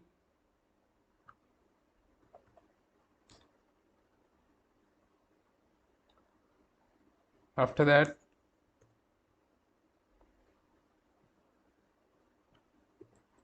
hair spray entry. Then hair gel entry.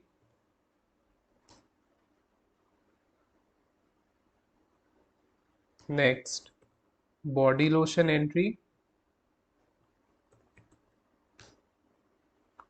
In the same way we'll do it for grocery products entry field.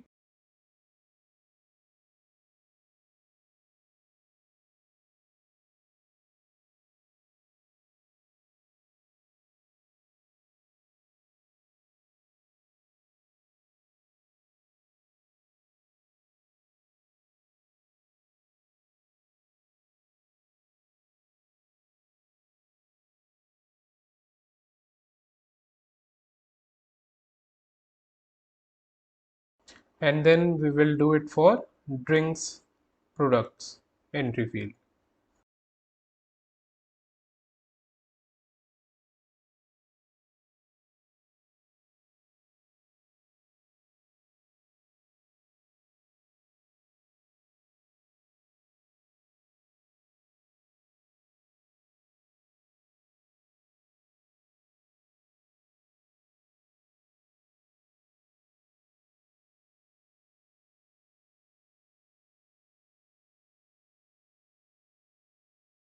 And that's it. If you run now, you will see 0 is inserted in all the entry fields. Okay, and I hope you have understood the reason why we are doing that. If we are not doing that, then if the entry field will be empty, then we will get null string. Okay, and null string cannot be converted to integer, and then it cannot be multiplied with a number. Okay, so now 0 will be there. So 0 multiplied by any number will always be 0. So it won't have any effect on the calculation. So now if I run it, and if I choose 3 face cream, 2 hairspray, 1 body lotion, and click on this total button, you can see the total is inserted inside this cosmetic price entry field. Okay, I also want to add RS at the end. So for that, to this total cosmetic price, we can concatenate RS. Okay, like this.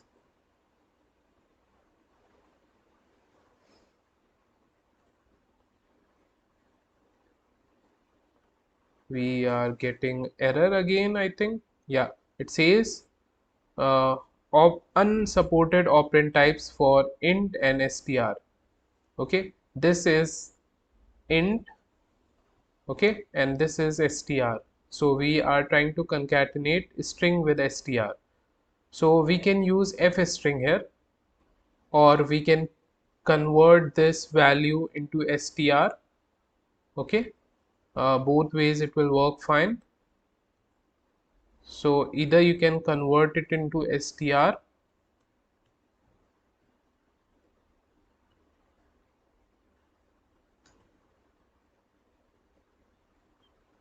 see this is working, or you can use f string. So f, and then you have to keep everything in quotes, and the variable has to be inside curly braces like this, and no need to use plus operator here. So this is a formatted string. Okay, now if I run it,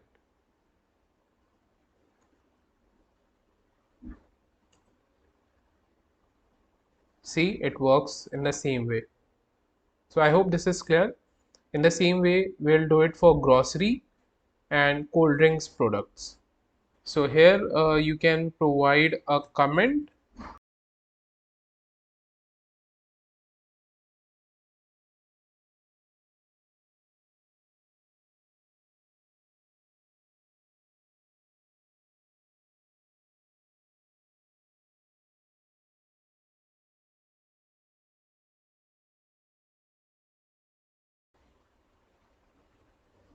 So we'll use this object variable dot get method, and we'll convert the value into integer, and then we'll multiply it with 1 unit of rice price, which I am taking as 200, and we'll store in some variable rice price. Okay, in the same way you can do for other products.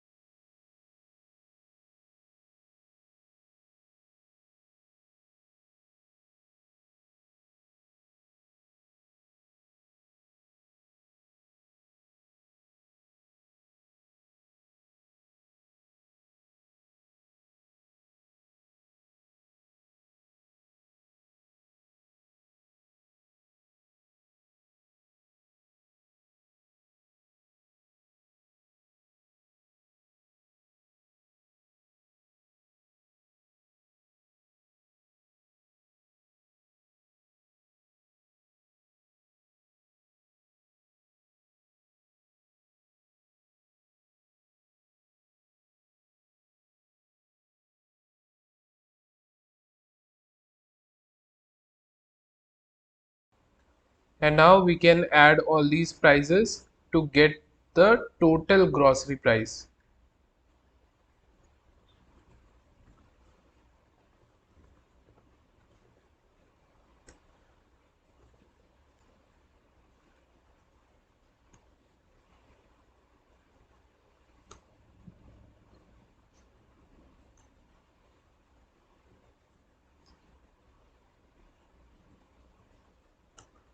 Like this, and then we need to insert this value on the grocery price entry field. So we'll use that grocery price entry dot insert method, and at the starting position we will simply insert this total grocery price.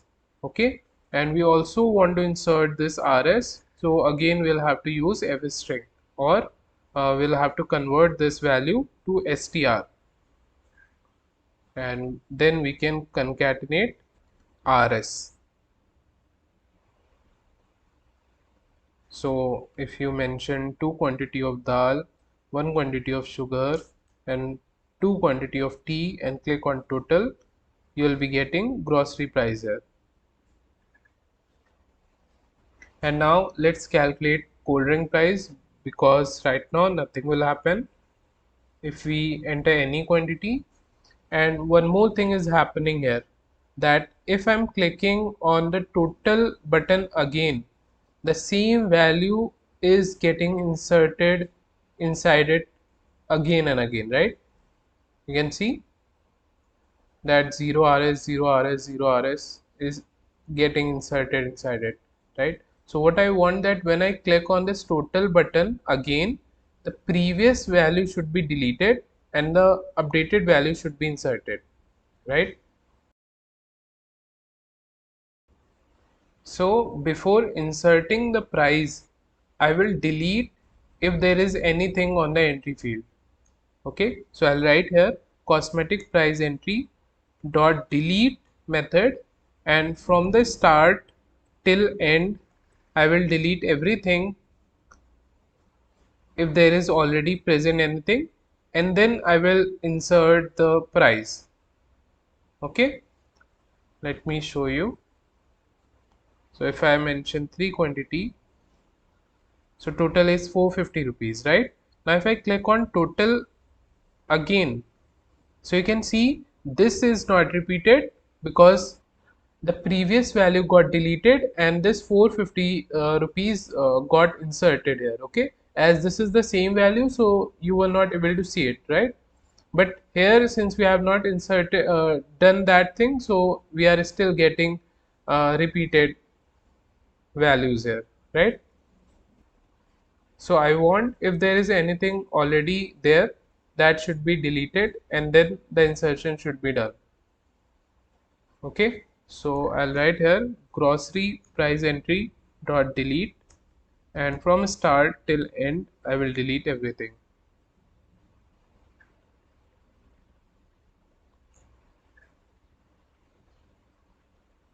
Okay, see now we are not seeing the repeated text. Let's do it for cold drink price. Once you are done with this, now you can calculate the total cold drink price,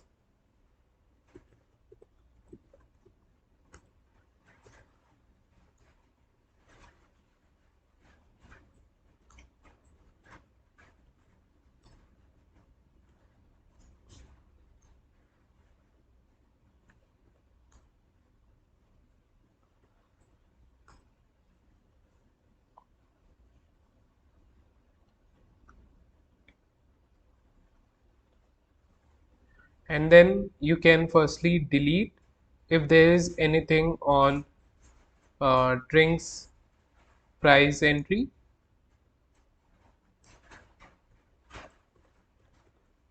and then we can insert drinks price entry dot insert method, and at the starting position I want to insert the total drinks price value. I will convert it into str,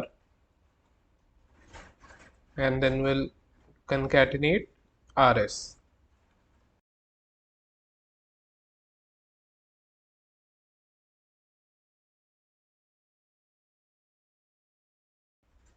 And now we will calculate the taxes and will display in these entry fields.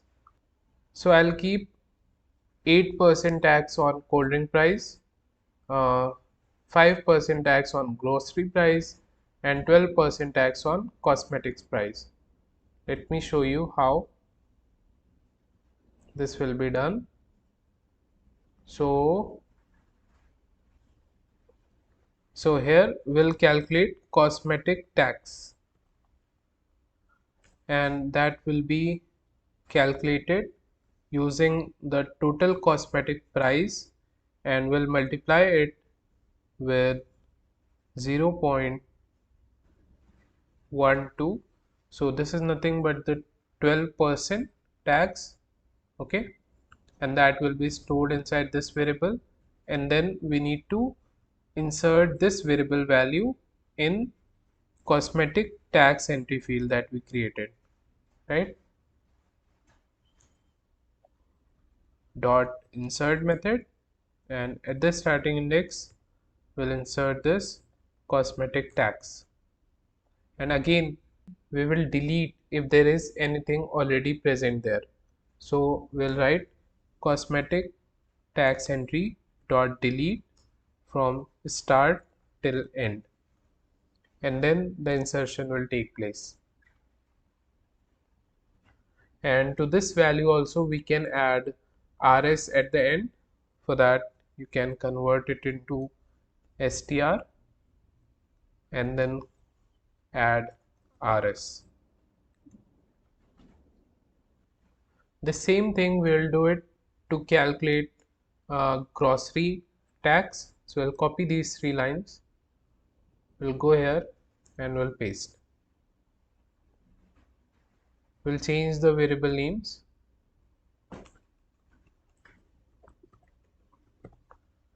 and grocery tax can be 5%, okay, and then we'll firstly delete and then we'll insert,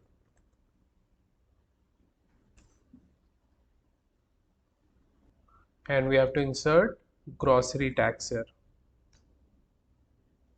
and then we will paste the same lines here in order to calculate drinks tax.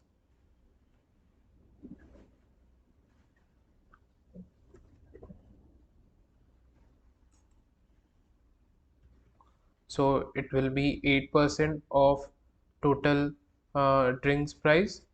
I think I forgot to change the variable name here, so this will be total drinks price, okay.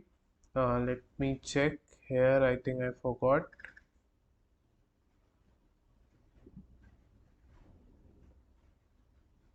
So this will be total grocery price.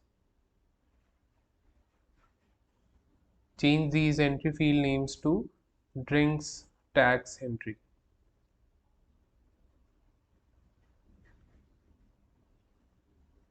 and this variable will be changed to drinks tax. That's it, and now you will be able to see taxes in these entry fields. Okay,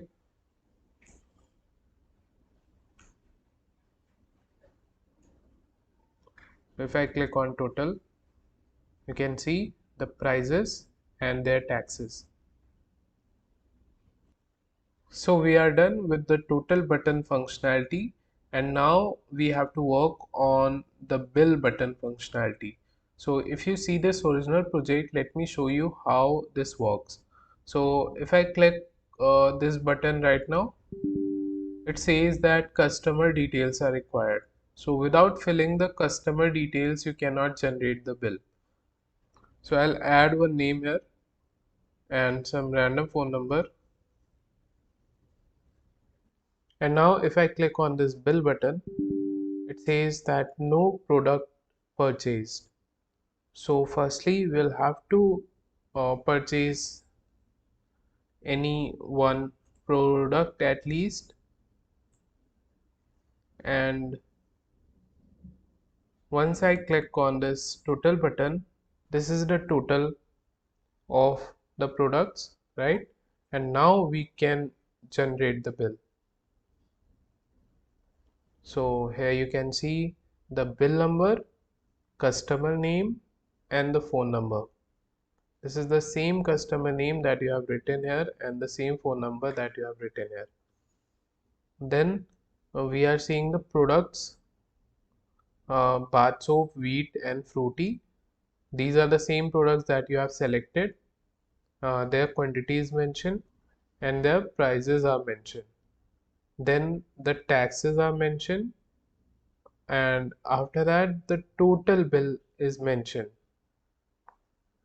Total bill is nothing but the sum of all the products and the taxes. With this bill, you are also getting this message box that do you want to save the bill or not. If you'll click on no, this bill won't be saved. If you'll click on yes, this bill will be saved inside a folder named bill. So you can see that this bill is saved successfully. So I will go to the bill button and will provide command to it. So here I'll mention command equals to bill area. Okay, and now let's define this at the top only. We can define it after this total or before it doesn't matter. Okay, so def function name. So inside this function, firstly I'll apply few validations. So if customer name or customer phone number is not entered, so we cannot generate the bill, right? So we'll display a message box that customer details are required. So for that, we'll apply a condition here. If, let me check what was the variable name. So the variable name was name entry. Okay, so we'll check if it is empty or not. So if name entry dot get equals to null, it means it's empty. Okay, or phone entry dot get equals to null. If any one or both the entry fields are empty, then this condition will become true, and in that case I will display one message box. So in order to display a message box, we have to import it from Tkinter. So we'll write from Tkinter import message box like this, and now we can use this message box dot show error method, and to this method we have to pass two things. First will be the title, so the title will be error, and then the message.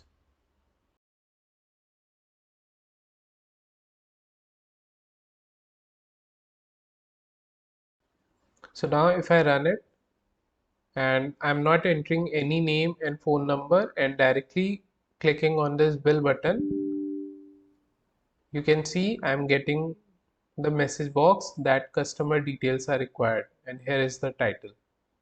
Okay,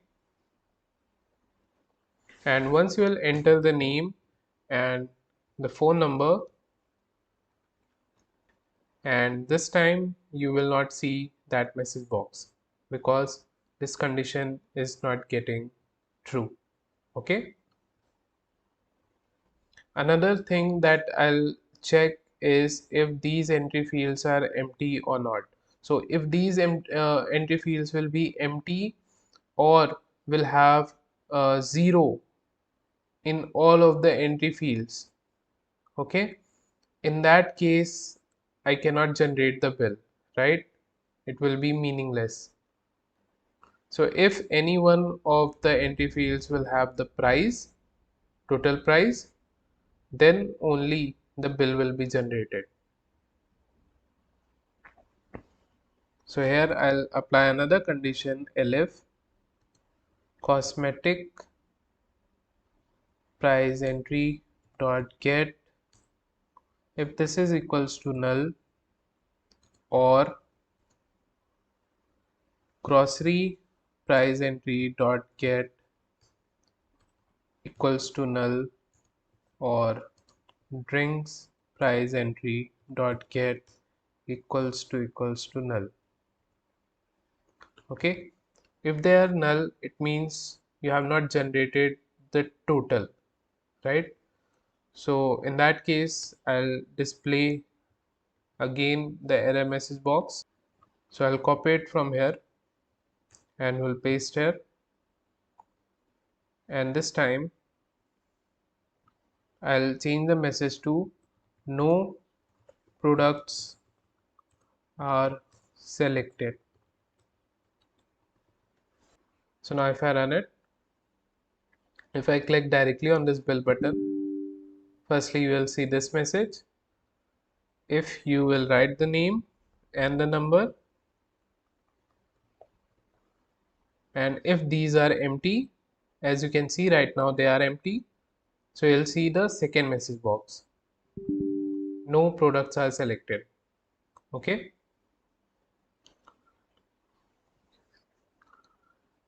and I'll apply one more condition. If I click on this total button, you can see 0 everywhere, right? So if this is the case, then also I want to display the error message that no products are selected. Okay, but right now that message box is not getting displayed. So we'll apply another condition, that elif cosmetic price entry dot get equals to 0 rs.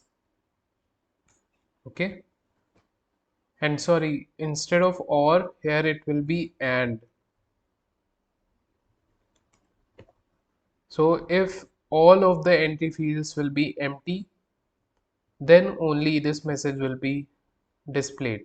Okay, and similarly here also, and grocery price dot get, if this is equals to 0 rupees, and drinks in price entry dot get equals to 0 rupees, in that case also I will be displaying the same message box, that you have not selected any products, right? So let me run it again. So if all these entry fields are empty, in that case firstly you will be getting the error message for this one. So if I write something random here, now you are getting error message for these entry fields as they are empty. But if you click on total, so these are 0, still you will see the same message box as you have not selected the products, right? But if I select the products, And now if I click on total button, as these entry fields have some values now, so this time you won't be getting that error message. Okay, I hope this is clear to you. So when you are selecting some products, then none of the conditions are true. So we'll simply go to the else part, and in the else part we have to insert few lines in the text area, in the bill area. Okay, if you see this bill area here, uh, welcome customer is inserted firstly, then this bill number text and the randomly generated bill number is inserted, then the customer name is inserted, then the phone number, and then the rest of the things. So firstly let's insert these things. So our text area name was text area only, as I remember. Let me just check once.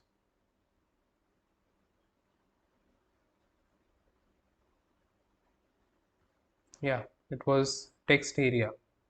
Okay, so we'll use this name in order to insert something inside it, and we'll use the insert method, and we want to insert at the end of this text area welcome. Okay, and I'll format it welcome customer like this. Okay, since nothing is inserted inside this text area right now, okay, so the end will be the starting position only. Okay, if I run it, and I'll have to enter the details in some product, then only I will be able to see this thing, then only we will be able to go to the else part. Okay, so since I'll have to show you each step again and again, right? So for now I'll simply disable the conditions that I have applied, so that I don't have to enter everything again and again. Okay, but later on I'll simply uncomment these. So for now I'll remove the else thing here, and I'll remove the indentation. So now if I'll click on the bill button, you will see welcome customer text inserted inside this text area. Okay, let's keep it, let's move it in the center. So we can use \t for tab spaces, right? uh, I'll add one more.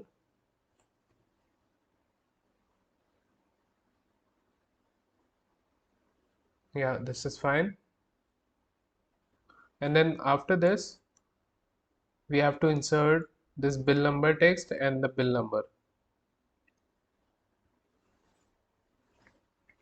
So we'll write here text area dot insert, and at the end, so now what will be the end? The end will be after this welcome customer, this thing will be inserted. Okay, and we have to insert this text bill number and the randomly generated bill number value. Okay, so I'll make it a f string and I'll pass a variable here which will be bill number.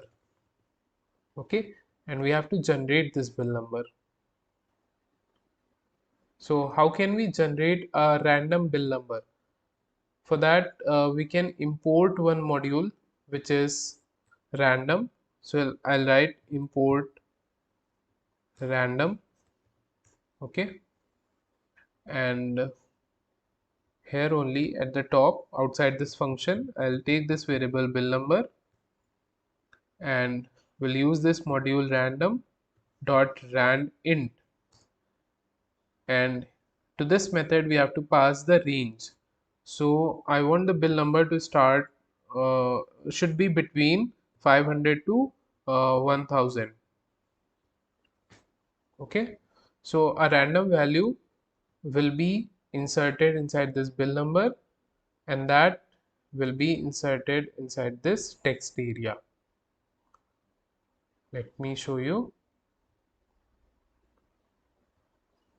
So once I clicked on this bill, you can see a random number between 500 to 1000 is inserted here. Okay, but I want this bill number uh, to be on a new line. Okay, so I'll simply add a new line character here, or you can add at the start also. It's up to you. Like this. Okay, I'll add one more new line character, and this time here I can add like this. After that, we have to insert customer name and phone number. So I'll copy the same line. We'll insert customer name, text, and then the value that will be there inside customer entry field, right? Customer name entry field. So the entry field name was name entry. So name entry dot get. So we'll get the name, customer name from name entry like this. Okay. After that, we'll get the phone number, customer phone number,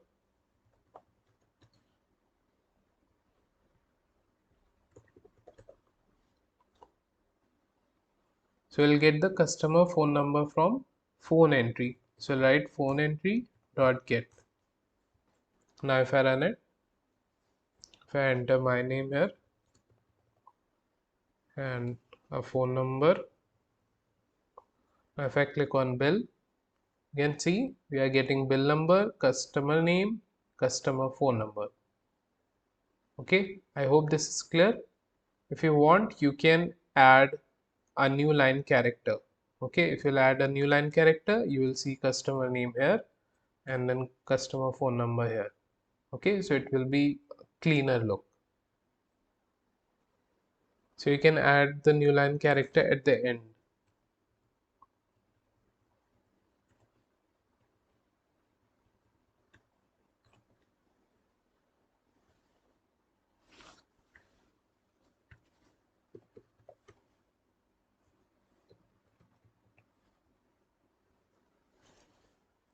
Like this.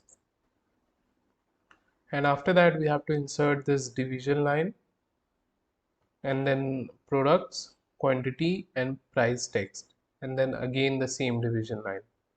Okay.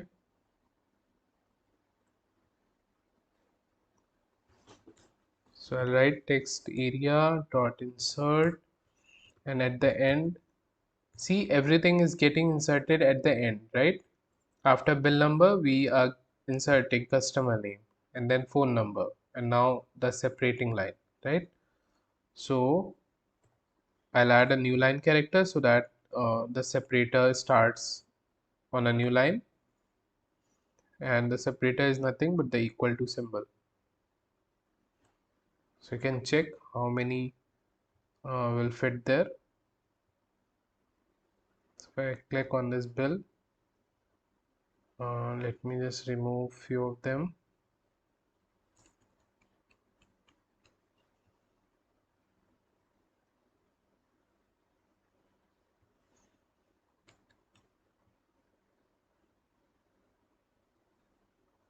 Yeah, this is fine. After that, we have to insert product, quantity, and price text.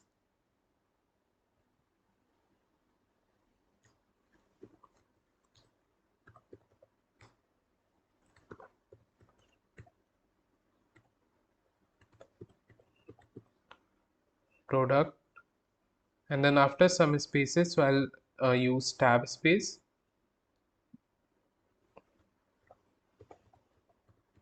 quantity, and then after tab space, price.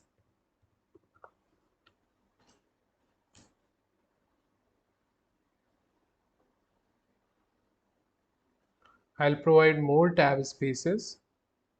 So here,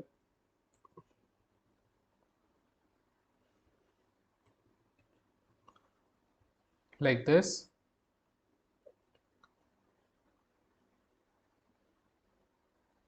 Yeah, now this is fine. And let's add the below separator.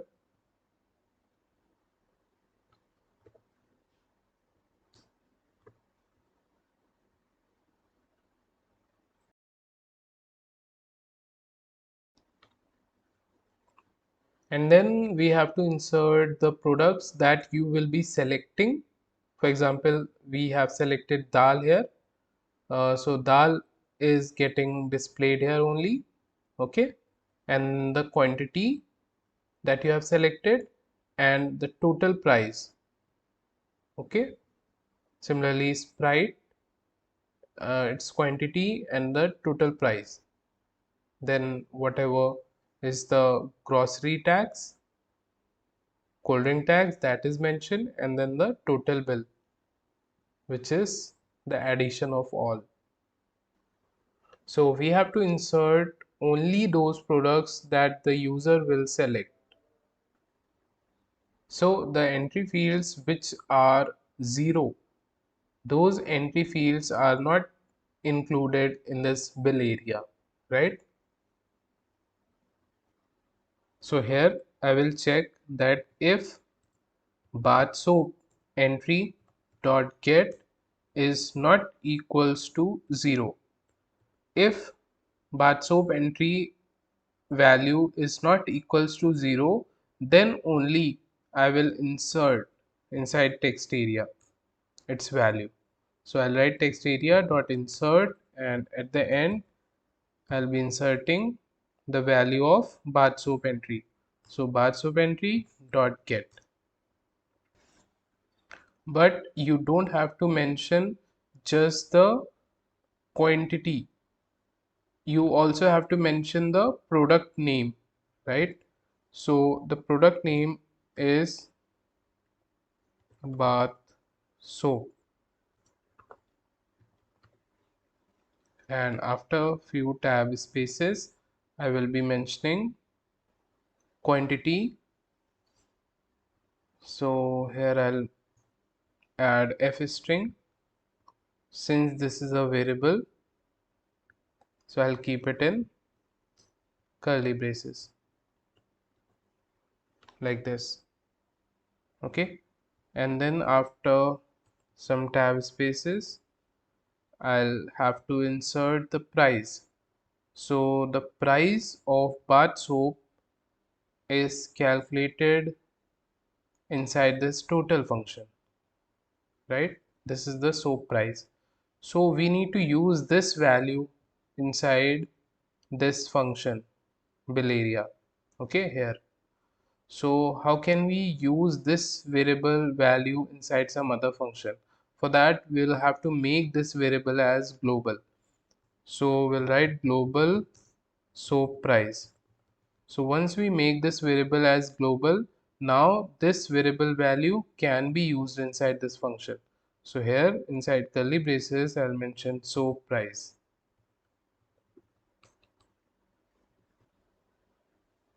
So I hope you understood what things I have inserted. Firstly, the product name, which is bath soap. Then the quantity will get from bath soap entry, and then the price of bath soap. Okay, that is stored inside this soap price variable. So now if I run it, if I mention 3 soap quantity and click on total, so we are getting the total here. And if I am clicking on this bill, you can see that the product name is added here, the quantity is added, and then the price is added. And if you want to add rs at the end, that's up to you. So let's add that too. So here it will be so price and then rs text. Okay, so if I am not adding any quantity and directly try to click on this bill button, still we are getting the product name. Why is that? We should not get the product name this time, right? Because we have not added any other quantity. We are getting that because this has to be equals to the string 0 and not 0. As I already told you that bath soap entry dot get method will give you the value in the form of a string. Okay, so now if I run it, if I am not adding any bath soap quantity and click on this bill, now you can't see that, right? So in the same way we will do it for other products. So we can copy it from here and paste here. So this one will become hair spray or hair gel. Okay, here the product name will be changed to hair spray. We will get the quantity from hair spray entry dot get method, and then the price we'll get from hair spray price, right? So we'll have to make this global as well.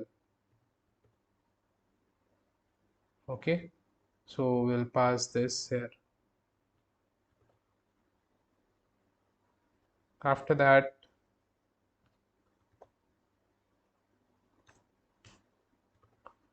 we'll have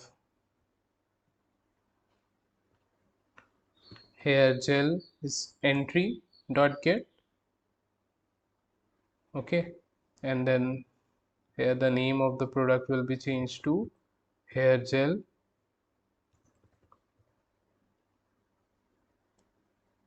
and we'll get the quantity from hair gel entry, and then we have to mention this variable which will hold the price of hair gel.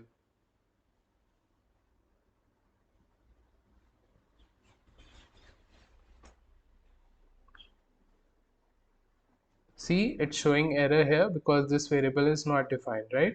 So this variable is a part of this function total. So we have to make this variable global here in order to use this variable in some other function. So this way you have to do it for all other products. So cosmetic products are done. Let me show you firstly before moving forward. If I select two quantities of bath soap, one quantity of hairspray and two quantity of body lotion, and rest of the items are 0 only. So if I click on this bill, you can see only 3 are there, right? But what is happening, the hairspray name is starting after this because backslash n is not added, new line character is not added. Similarly here also, right? And something is wrong, it's showing something. Let's see what is the mistake. Okay, so the mistake here is that we have to use body lotion price variable, right? And the next issue was that we have not added new line characters here.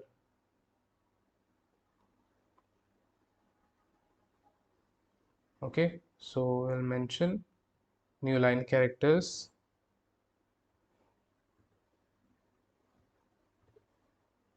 So you'll see these names in the new line.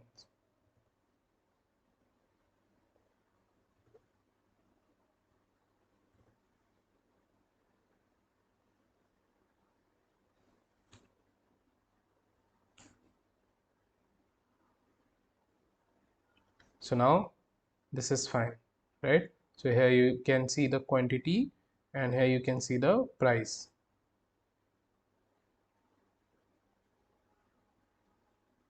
In the same way, we'll do it for grocery and cold drink section.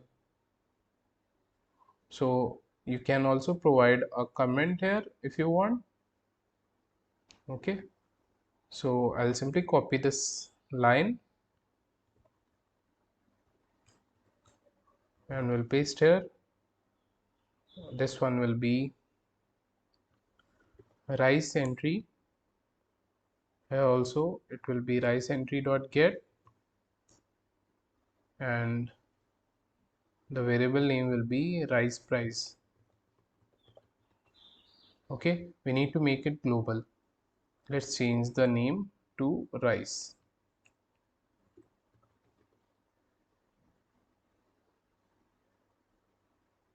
So just like I have made these variables global, right? These are cosmetic variables.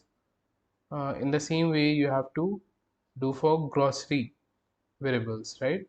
These variables. So either you can continue adding here, or you can create in a new line global rice price, and after that you can add other variable names: dal price, oil price, sugar price, and so on.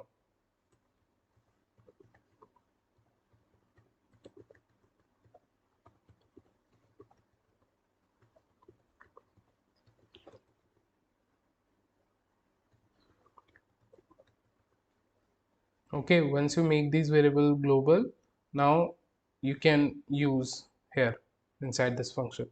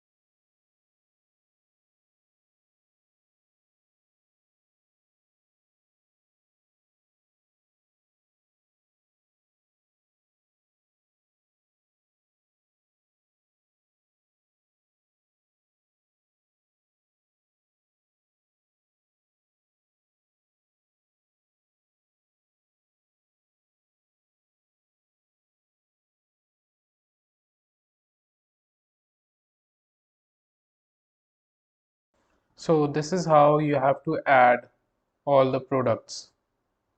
Okay, and don't forget to make these variables global here, the price variables. I hope this is clear. Let me just show you once.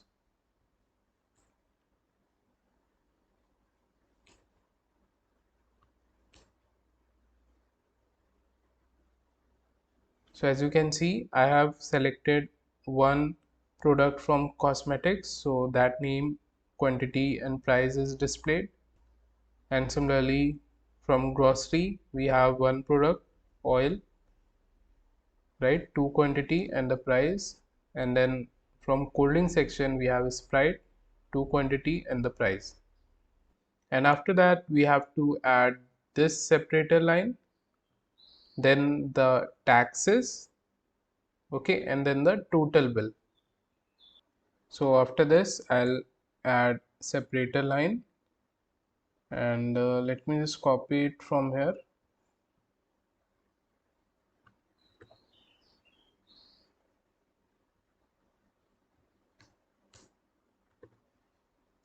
Okay, and instead of equals to, this will be this sign.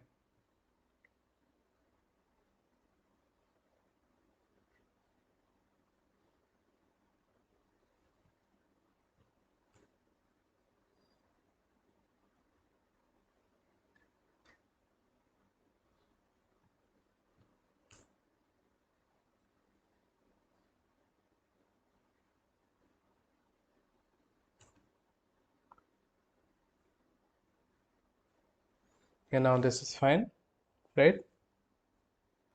And after that we have to insert the taxes, right?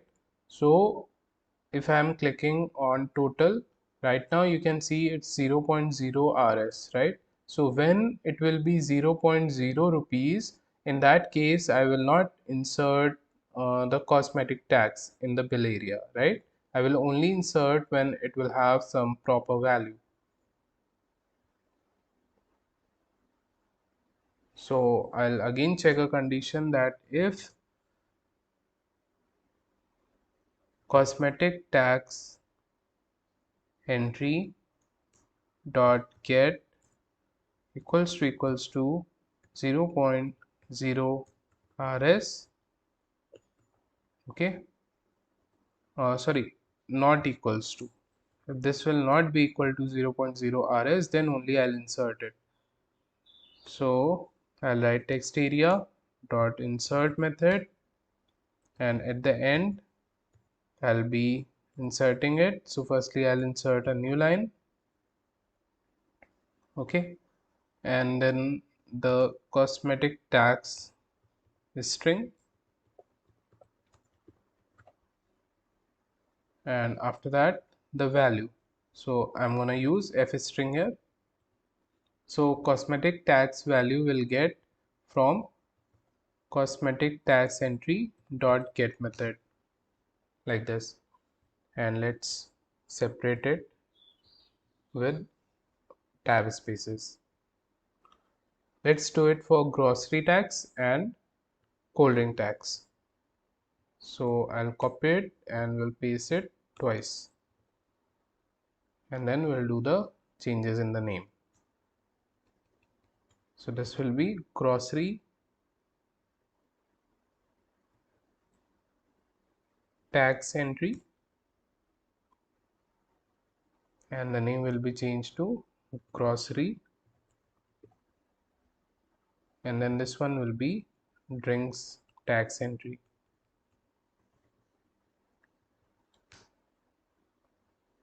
Okay, and here the text will be drinks tax.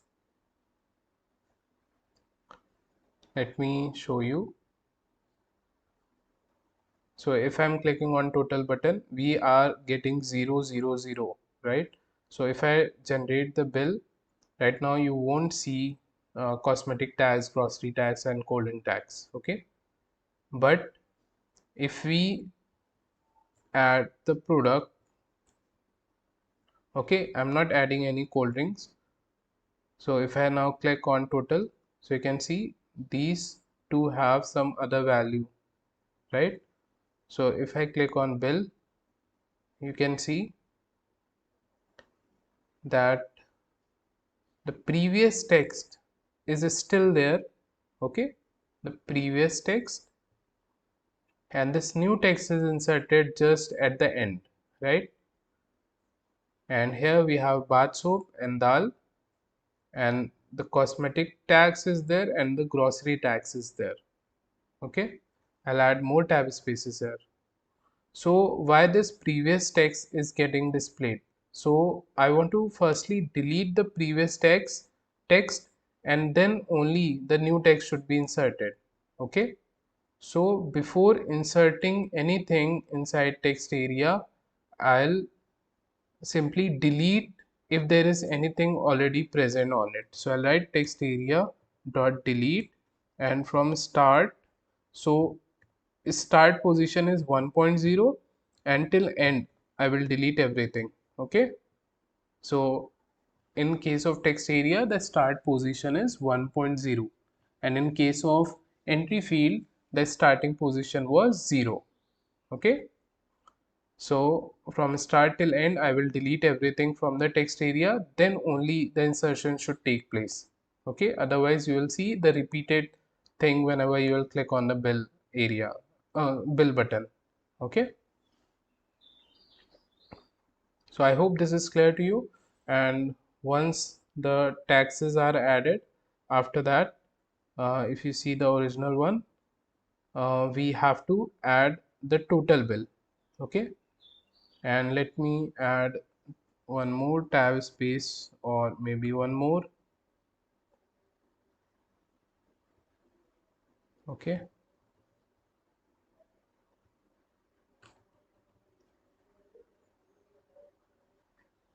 and after this we have to insert total bill. Okay, so I'll write text area dot insert, and at the end I'll insert total bill and then some tab spaces. Okay, I'll also add a new line at the start. Okay, and here I'll pass a variable which will hold total bill. Okay, so we have not yet calculated total bill, which will be the addition of these prices: cosmetic price, uh, this total grocery price, total cold drinks price, right, plus the taxes. So inside this total function I will be calculating that. So inside this total function I'll write total bill equals to total cosmetic price plus total grocery price plus total drinks price, right? And I will also add the taxes, so plus cosmetic tax plus grocery tax plus drinks tax. So this will be nothing but the total bill, right? I hope you are getting it. And now since I'm going to use this variable value inside bill area function, so I need to make it global. So I'll write global bill, sorry, what was the name, bill, total bill.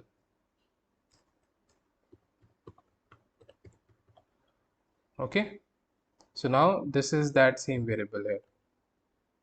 Let me run.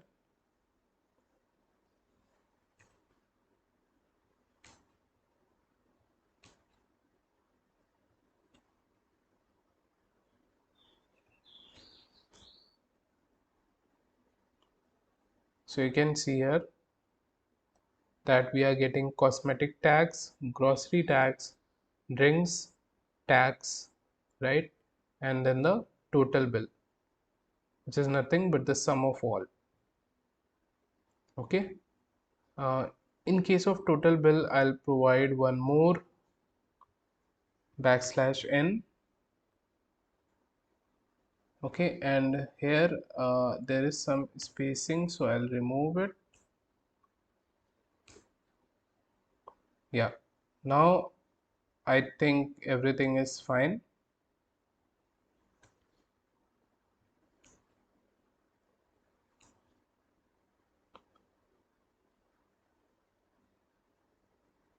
Okay, so after this total bill line, again I'll be inserting this separator.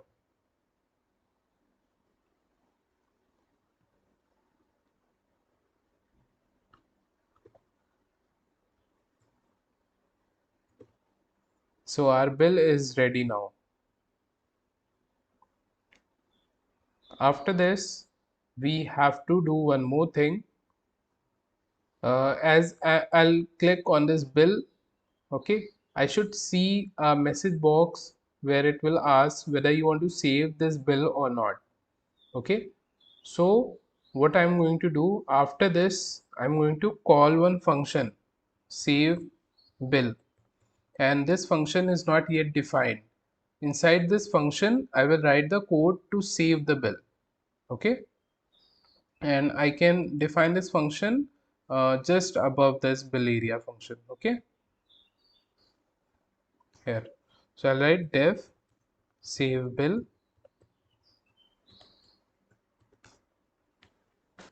Inside this function, firstly I'll display a message box asking do you want to save the bill. Okay, and there will be two options, yes or no. So I'll use message box dot ask yes no method.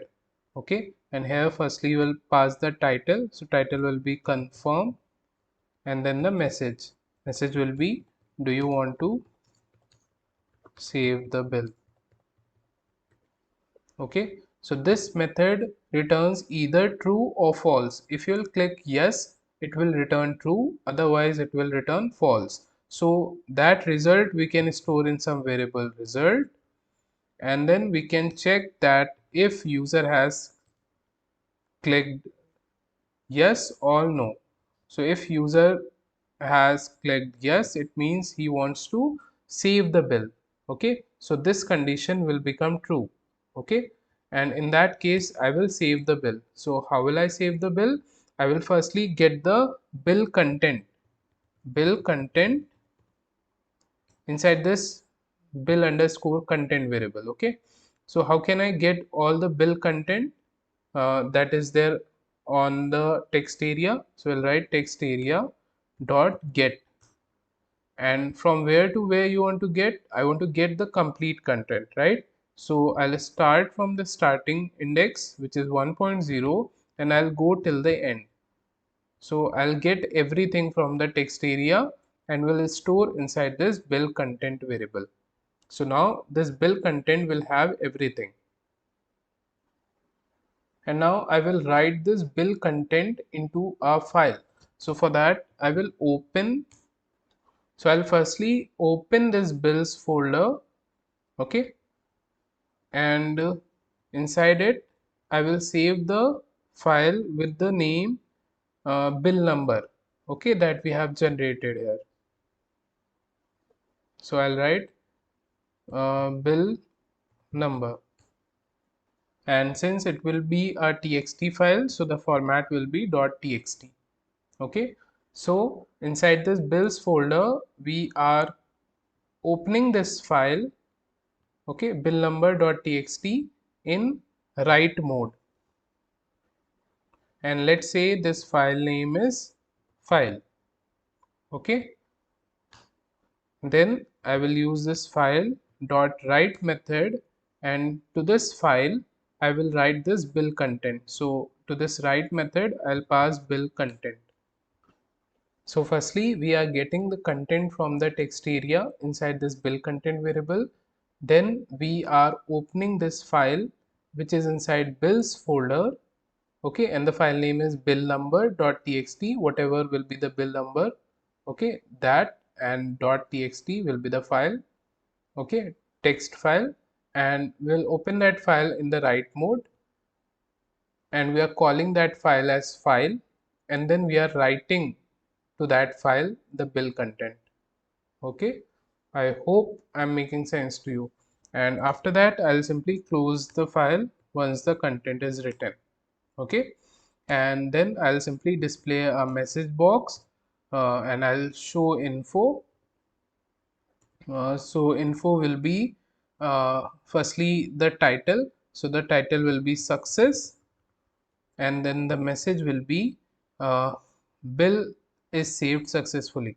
Okay, so I'll mention the bill number here. So the message will be like bill number is saved successfully.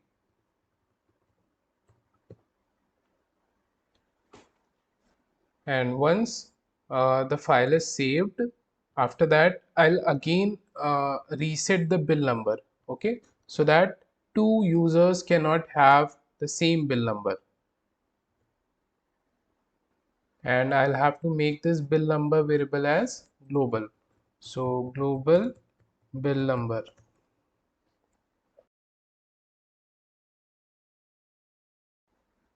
Okay, so you will firstly see this message, do you want to save the bill? If you'll click yes, then this code will be executed. Okay, your bill will be saved inside the bills folder. Okay, but bills folder, if it is not created, like for example right now if you see the bills folder is not created, so you'll be getting an error that bills folder does not exist, right? Let me run and show you.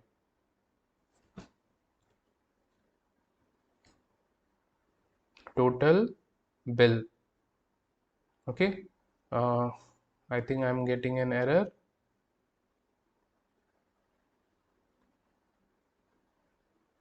No error is there.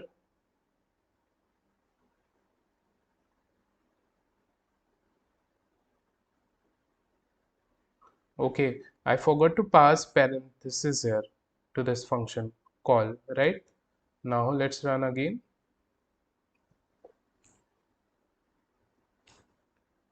Total bill, and you can see it is asking, do you want to save the bill? If I'm clicking yes, it will give you an error that no such file or directory bills, right? So bills folder is not yet created. Okay, so we are going to write a code here that if bills folder is already there, then no need to create it, but if it is not there, then please create it first and then do rest of the things. Okay, so outside the function, we'll use OS module to create a folder or a directory. Okay, so we can simply import it just like we imported random, we can import OS. And here we can check that if not os dot path dot exist, and here we'll pass bills.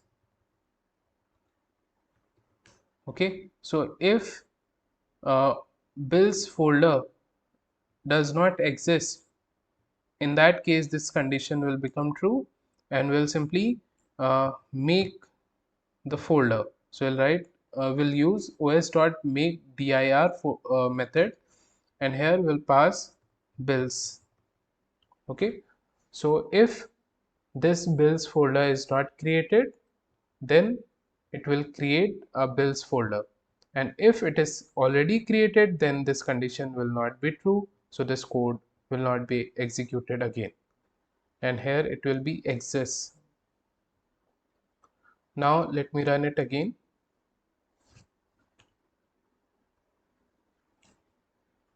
Total and yeah, as soon as I ran the code, you will see here that the bills folder is created, right? Because this code is outside the function, right? And now once I'll click on the bill button and we'll click on yes, you can see the success message that 951 is saved successfully. So the message should be bill number 951 is saved successfully, right? Not just 951. So here I'll change the message that bill number and then the bill number is saved successfully, like that. Okay. And why I have again randomly generated a bill number, let me explain you that. So if I'm mentioning these products and generating a bill, right now there is no customer name and customer phone number, right? Do you want to save the bill? If I'm clicking yes, this bill will be saved successfully, right? But suppose there is some other user now, like for example Rohan. Okay, earlier it was Faizan, but now it's Rohan. Okay, and he wants the same products. I'm going to total, so it will be the same values. If I'm going to generate the bill, so this time you can see the bill is new. Okay, otherwise if I would not have added this line, then Rohan would also had the same bill number as Faizan. Okay, I hope this is clear to you. So we are done with the functionality of this bill button also. In the next video, we will work on the functionality of this email button, this print button, and this clear button. If you have any feedbacks or suggestions, let me know in the comment section. Thank you for watching. Hey everyone, welcome back. My name is Faizan Khan and you are learning how to build this retail billing system using Python and Tkinter. So this is the last part. In the previous part, we have seen the functionality of this total button and this bill button. And in this part, we will see the functionality of this email button, this print button, this clear button, and this search button. So I will start with the functionality of this search button. Let me show you how this search functionality works in this original project. So here we need to enter the bill number that you want to search, and once you'll click on this search button, the result you will see inside this bill area. Okay, so firstly let me show you the bills folder inside which we have few bills. Let me open this one. This is the bill detail of customer Tuba. So I want to display this bill in my bill area. So I will search with the help of bill number 1254.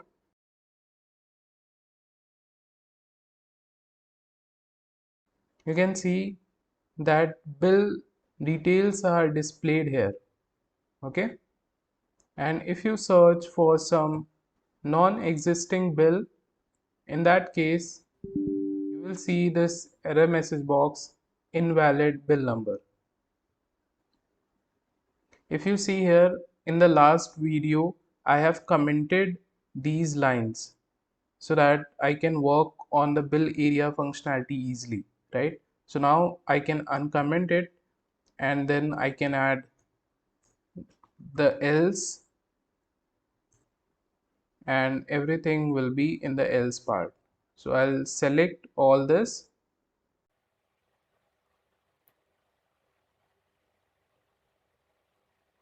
and will provide tab space. Okay, so I'll define a function here, def search bill,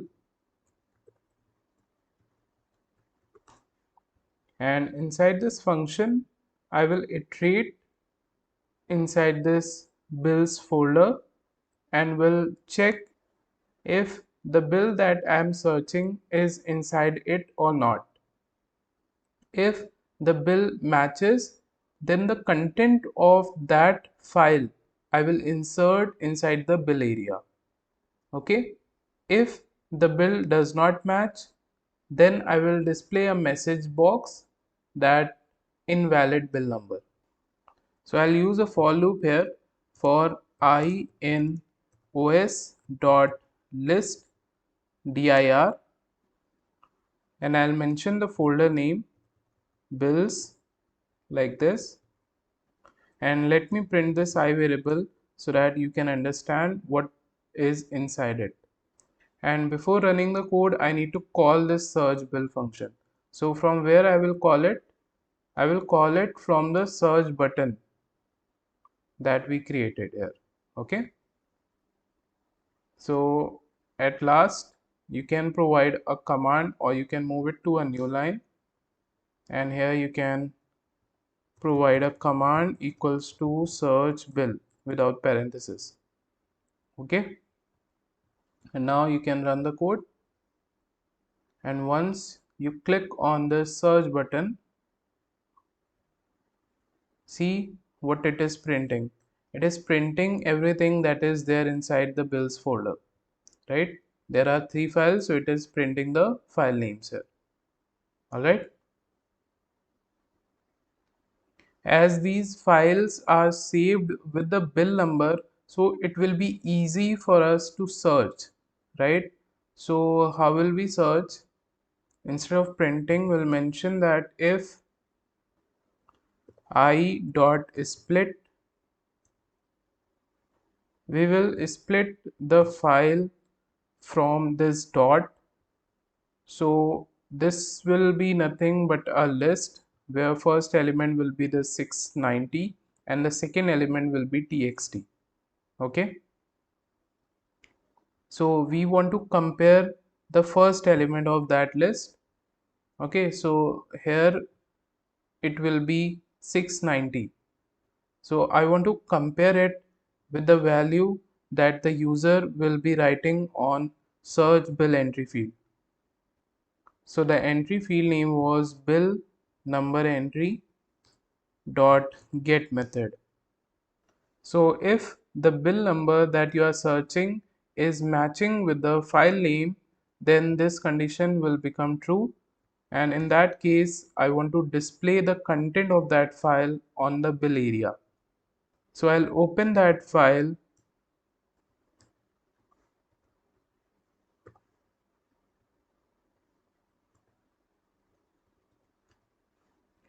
in read mode and I'll name that file as f, and then I'll delete the text area content before inserting anything. So I'll write text area dot delete, and from start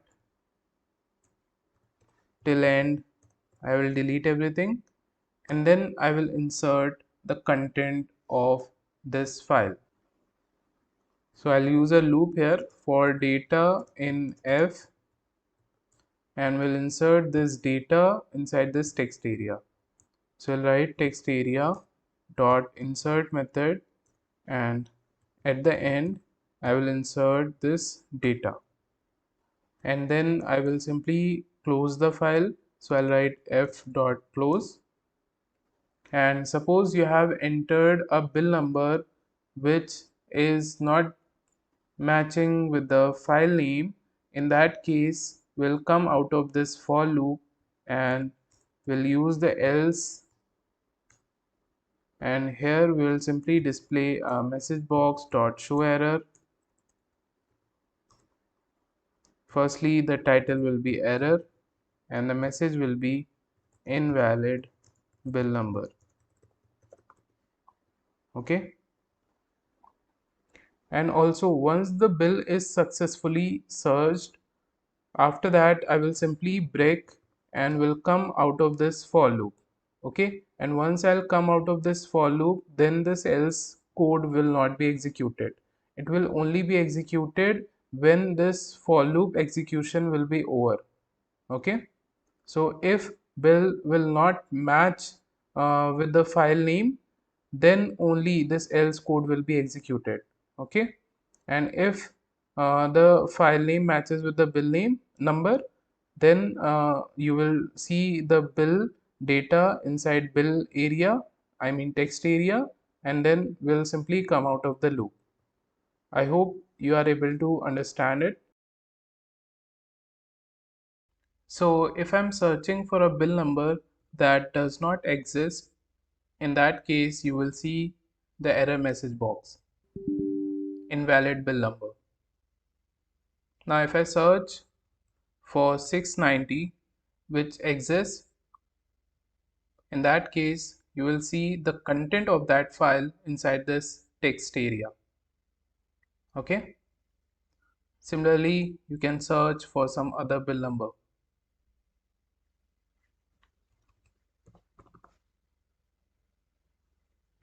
Okay, the previous content got deleted and the new content got inserted. I hope this is clear. So let me explain you once again what the code does. Firstly, we are iterating over this bills folder files one by one, and then we are checking the file name whether it matches with the value that the user is writing on the bill number entry field.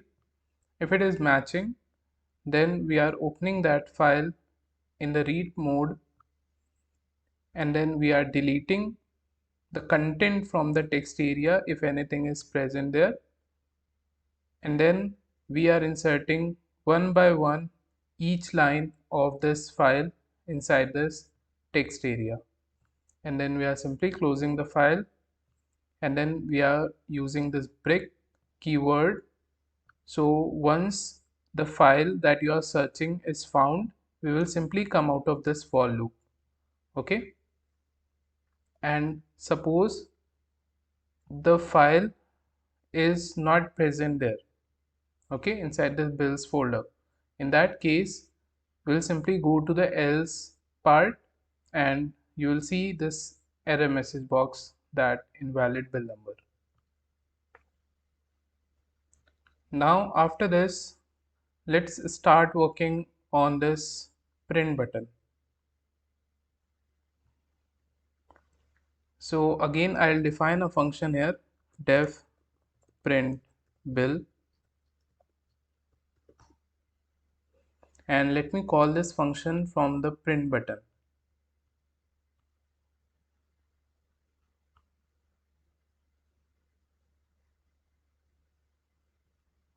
So here I'll pass a command equals to print bill without parenthesis. So firstly, I'll check if the text area is empty or not. If it is empty, then we'll simply display a message box that no bill content is there on the bill area, so we can't print anything, right?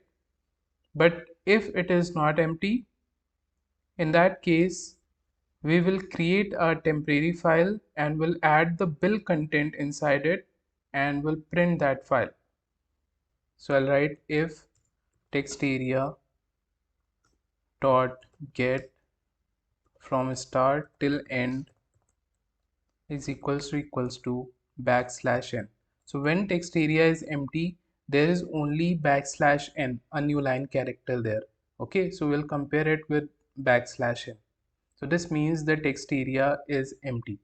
Okay, in that case I will display a message box and I will show error.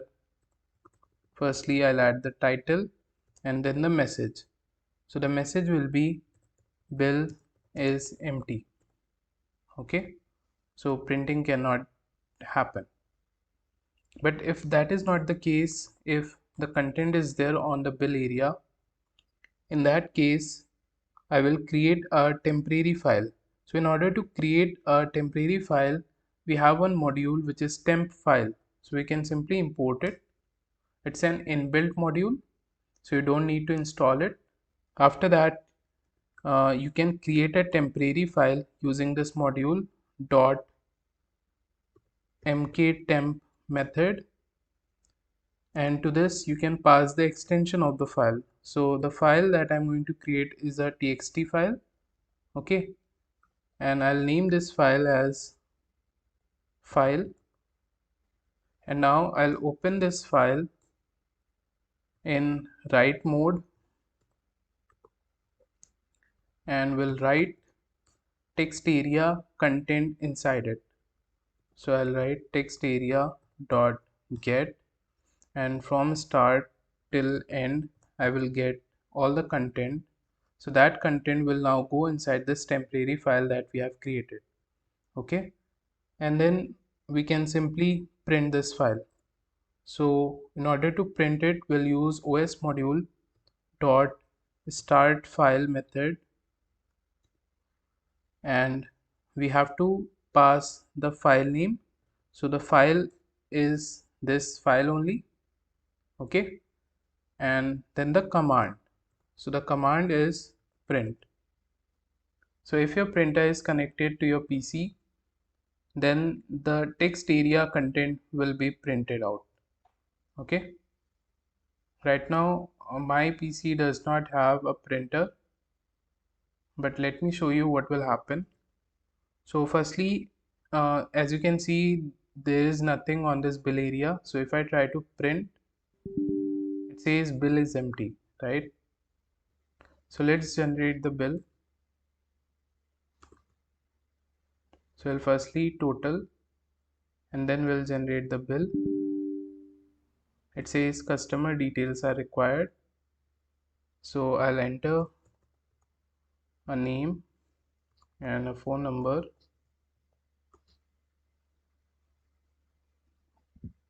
Then it will ask you whether you want to save the bill. So I'll click yes. So bill number is saved successfully. Okay, and now if I click on this print button, you can see firstly it is asking me to save the output as. Okay, so the output will be saved in the form of a PDF. So in that PDF, the content will be same as this temporary txt file. Okay, so I'll give it a name. So once you'll click save, if your printer is connected, that bill will be printed out. Okay, so I hope you understood it. It's easy. So on my desktop, if you see, a PDF file is created, and this is the output content that we have printed. Okay, it's just a record that is created. And after this, let's work on the functionality of this email button. So if you see this original project, if I click on this email button, it says bill is empty. So we'll firstly have to generate the bill.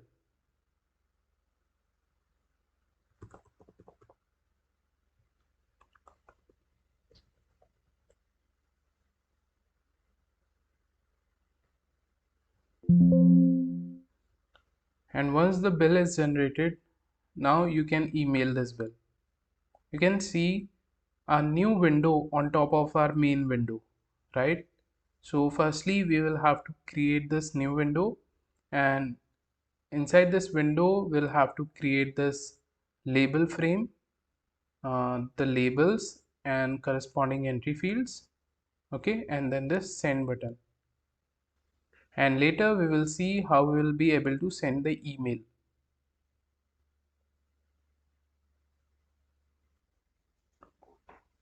So I'm going to define a function here, def send email, and let me call this function from the email button.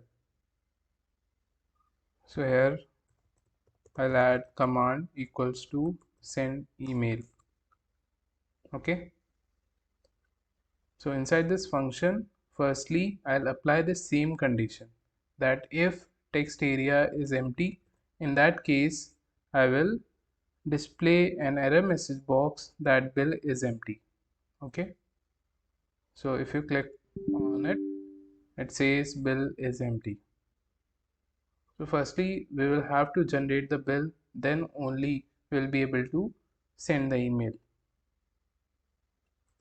Okay, and if text area is not empty, we'll go to the else part, and in the else part I will create a new window which will be on top of our main window.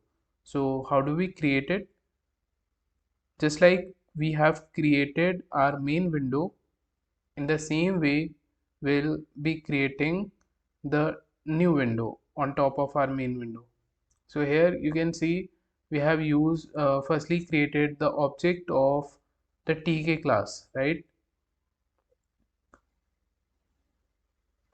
Here we'll give the object variable name as root1, and instead of tk class we use top level class. Okay, we can also use tk class, that will also work in the same way. Okay, and then we had used main loop method so that we can see our window continuously, if you remember, right? So if I run it, it says bill is empty. So we'll firstly have to generate the bill, right? So for now what I'm going to do, I'm going to comment these lines so that uh, we don't have to generate the bill again and again. Okay, in order to see our email window.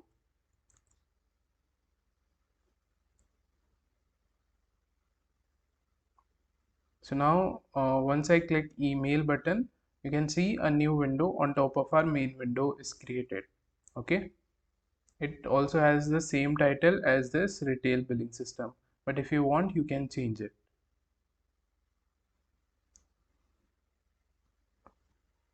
So we'll change the title root1 dot title method, and the title will be send Gmail. After that I'll change the background color of our window. So root1 dot config method, and bg will be gray 20,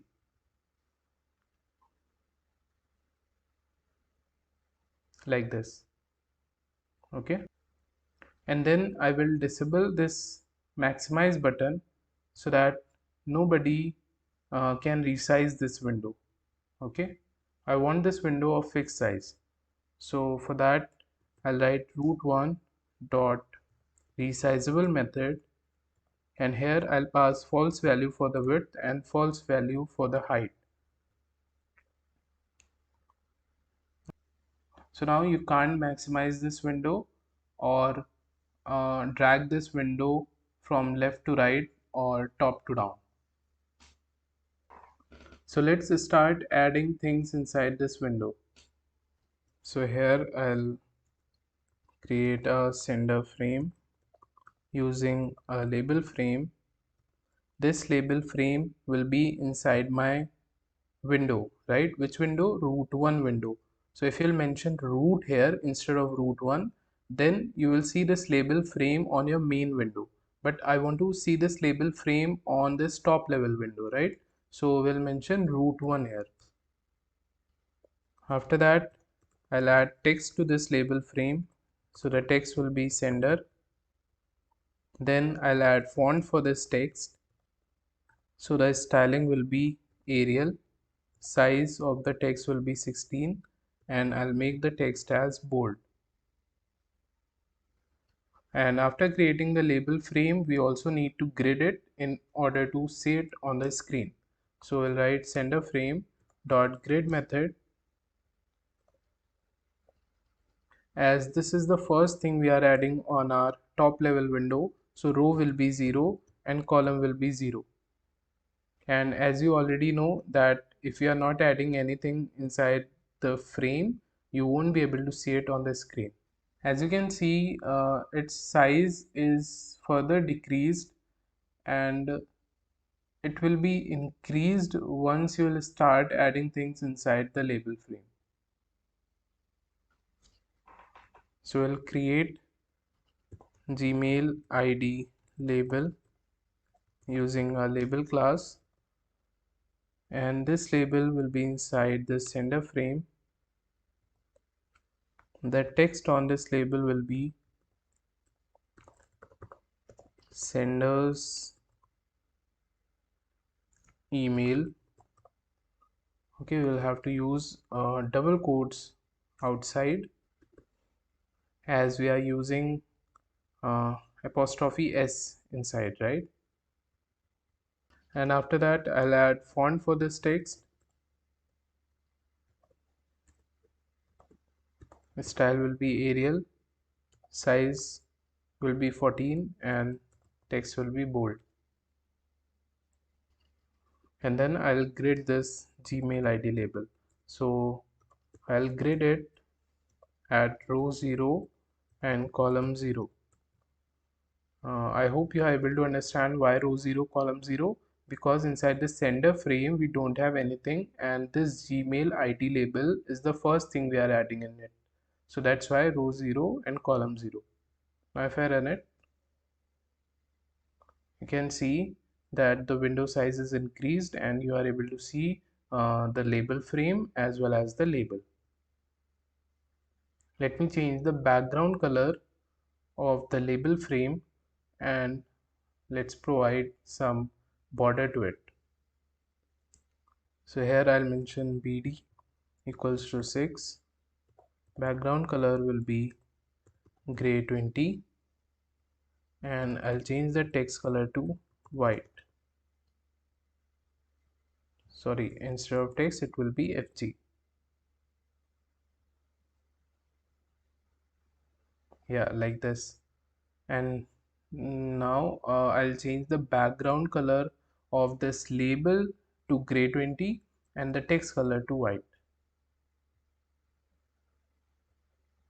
So I can copy these two values from here.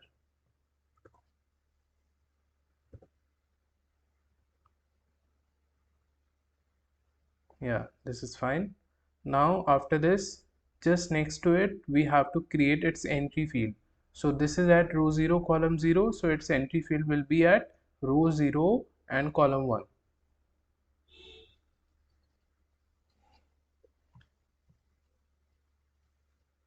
Let's name it sender label.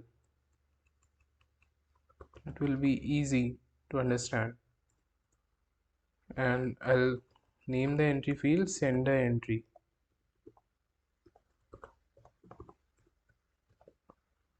And this entry field will also be inside my sender frame.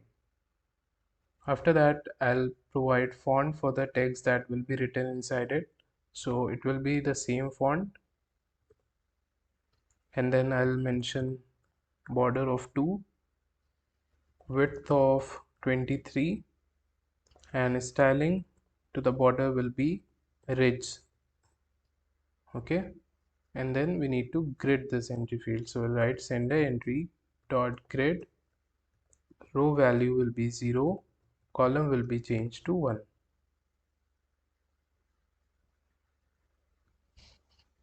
And let's add horizontal and vertical padding. So firstly, to this sender frame, I'll add horizontal padding of 40 pixels, vertical padding of 20 pixels, and then to the sender label and to this entry field, I'll add pad X of 10 pixels and pad Y of 8 pixels. Something like this.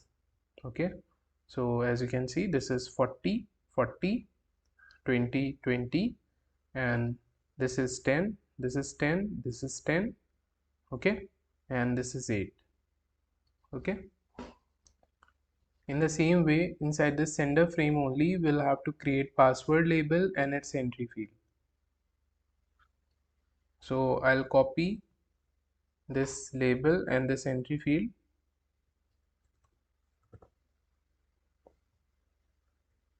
and we'll change the name.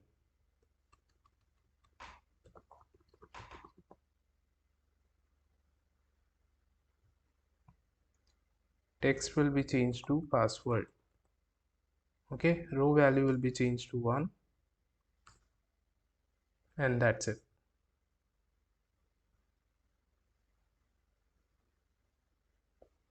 After this, we have to create recipient frame. So we'll copy this sender frame,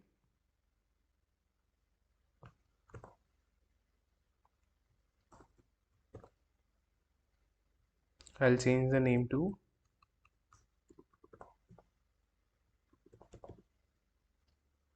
the text will be recipient. Okay, where this will be graded. Let's check this sender frame, it was gridded at row 0 column 0. So after this only we'll have to grid it, right? So it will be at row 1. So inside this frame, firstly I will insert a label, email address, and its entry field where the receiver's email address will be written. Okay, so I'll copy these two things, uh, this label and this entry field.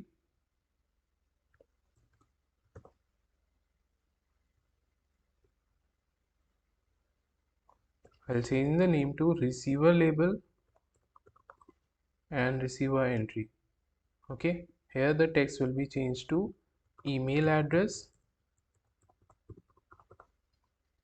and instead of sender frame, this label and this entry field will be inside this recipient frame. And since this label is the first thing we are adding inside recipient frame, so row value will start from 0, and this will also be 0, column value will be 1. Okay,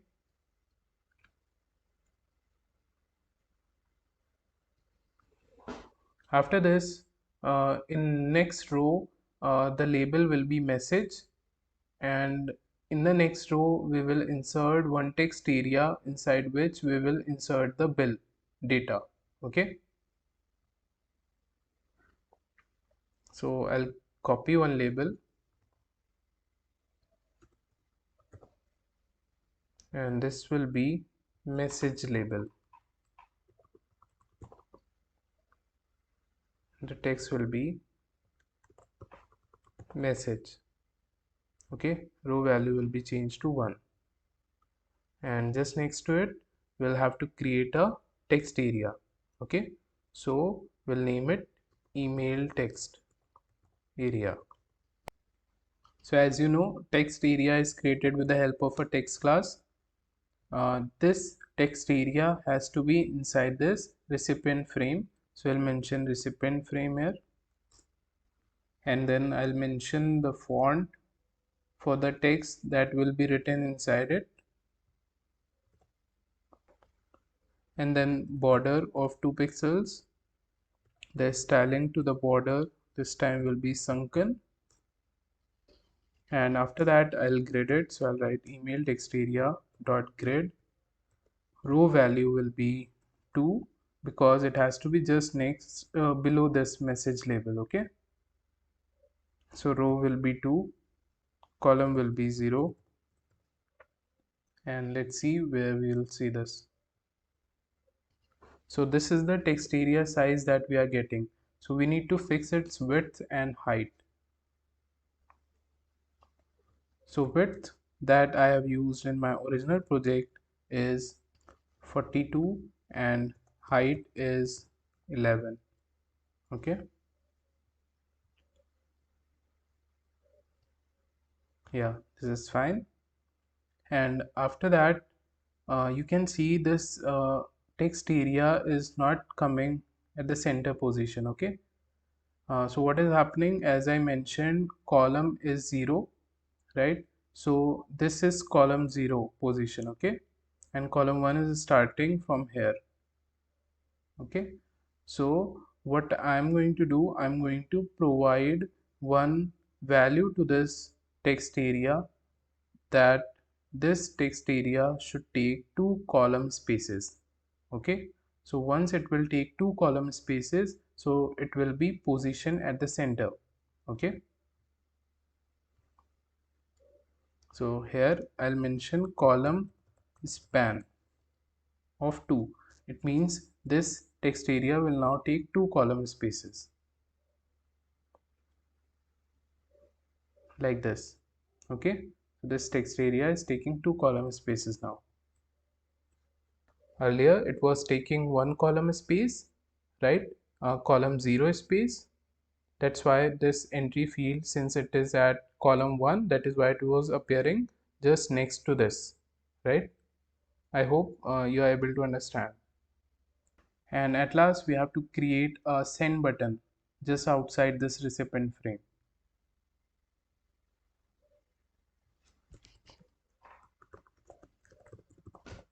And as you know, button is created with the help of a button class. This button will be inside my root1 window. Okay, text on this button will be send. After that, I'll provide font for the text,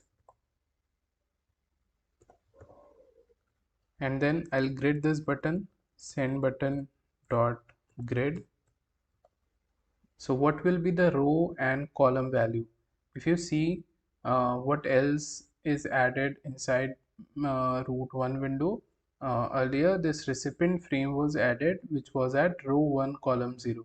Okay, so this button will be at row 2 and column 0. Okay, like this, and I'll provide vertical padding. So pad y equals to 20.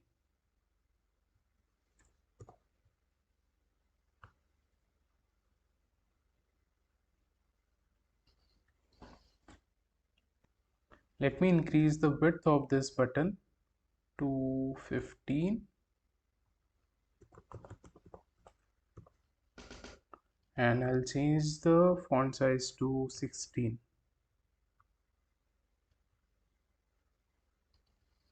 So our top level window is created, and now what we have to do once I click on this email button, the bill area content should be inserted inside this text area. Okay, so for that, here I'll mention email text area dot insert method, and at the end I want to insert the content of text area. So I'll write text area dot get from start till end. So I'll get all the content of text area and will insert inside this email text area. Okay, and before insertion, I'll also delete if there is anything already present in this email text area. So from start till end, I will delete everything, and then only the insertion should take place. I hope you have understood why we have to delete before inserting anything, so that repeated content should not be present there whenever we are clicking on that email button. Okay, so let me just uncomment this,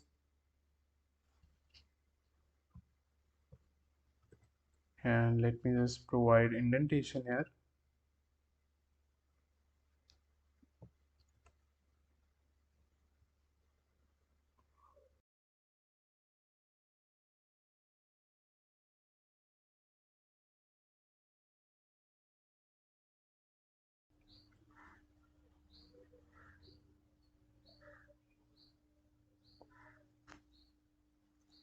So as you can see, this is how it is looking inside this text area, right?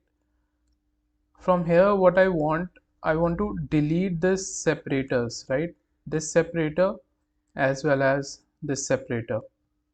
So how will I do it?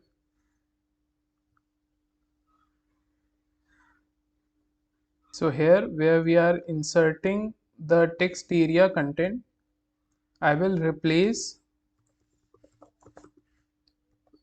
equal to symbol with null, and in the same way I will replace dash symbol with null.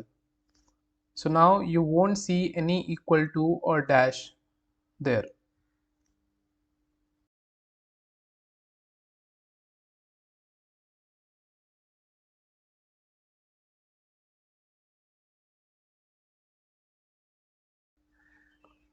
So as you can see, separator lines are removed, and apart from this, you can see here the price section is going to a new line, right?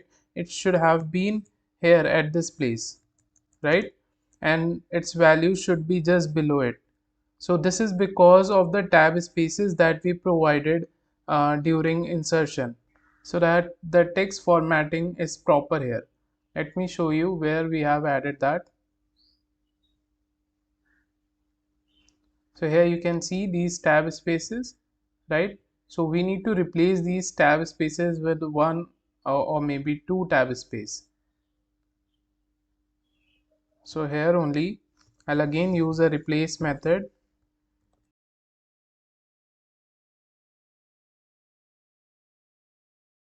and I'll replace /t with two tab space only. Okay.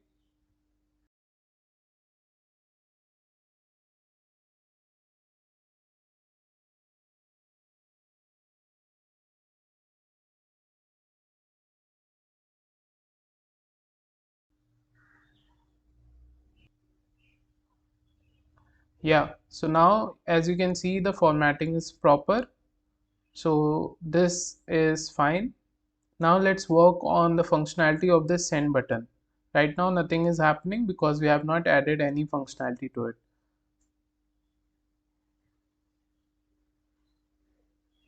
So to the send button I'm going to provide a command, send Gmail.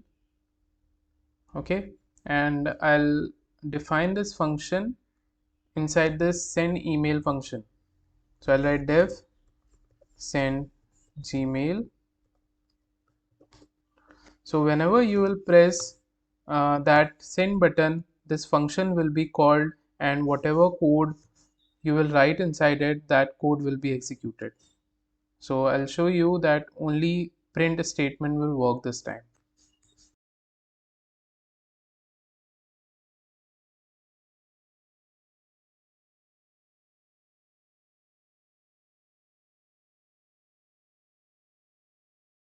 So whenever I'll click the send button, you will see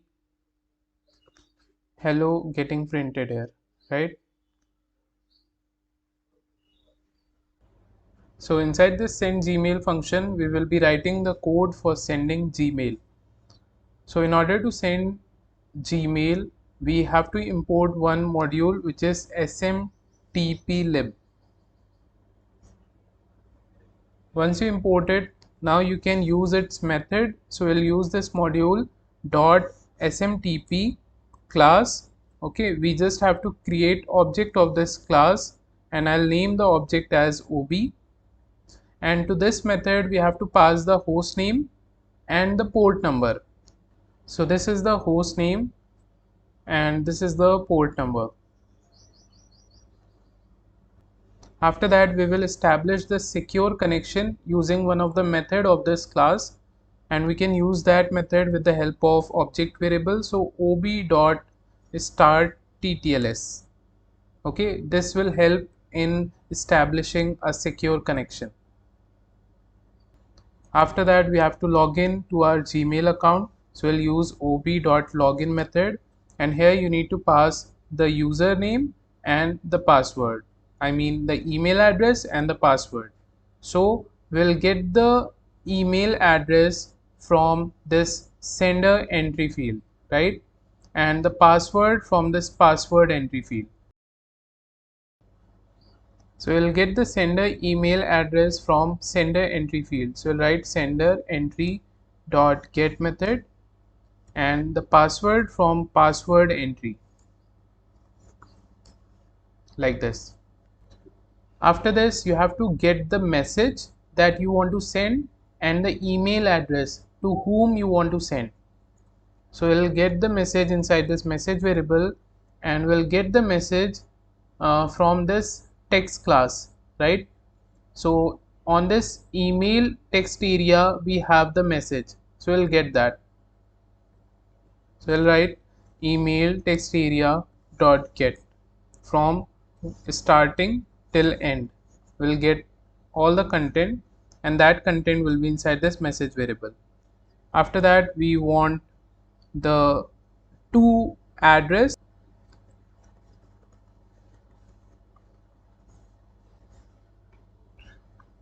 and we'll get the receiver address from which entry field, from this receiver entry, right?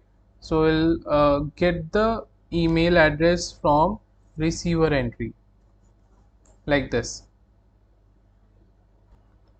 So we got the message and we got the email address to whom we want to send this message. Now we just have to send mail. So we'll write ob.sendMail method, and to this method we have to pass from address, to address, and the message. So from address we'll get from sender entry dot get method.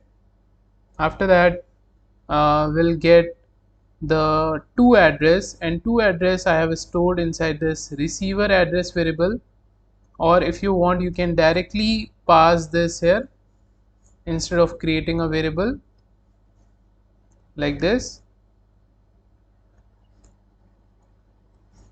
And then you have to pass the message. So message is inside this message variable, or you can directly pass this thing inside this method.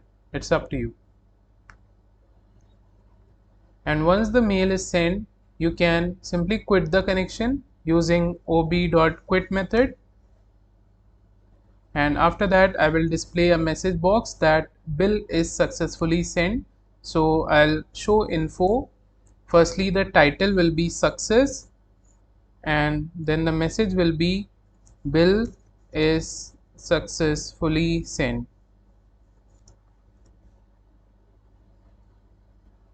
So this is the code for sending Gmail. But note one thing, that the password that we write during login to our Gmail, that we don't have to use in this application.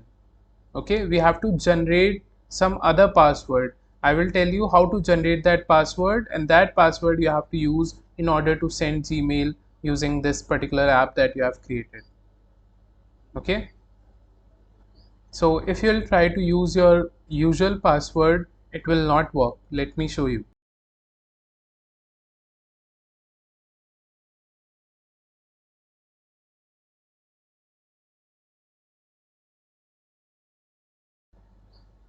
So here I'll write my Gmail address and password,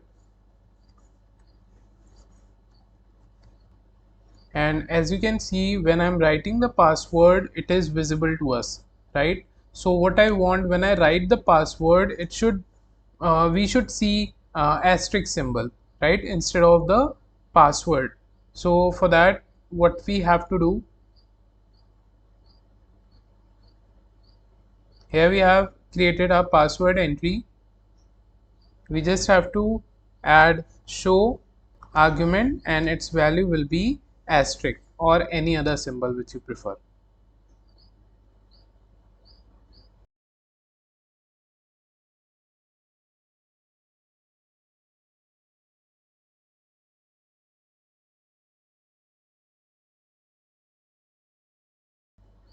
So now if I'll write my password, you will only see asterisk symbol here, and here I will write the email address of the person whom I'm sending the mail.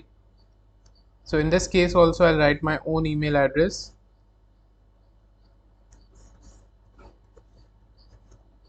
Now if I try to send, you must be getting an error here. It says application specific password required. So we need to generate application specific password. So how it will be generated, let me show you. And before that let me add try and except block here, that if in case some error occurs then we should see something went wrong error message right on the screen. So I'll add try and except block here. So if everything will be fine, then this try block code will be executed.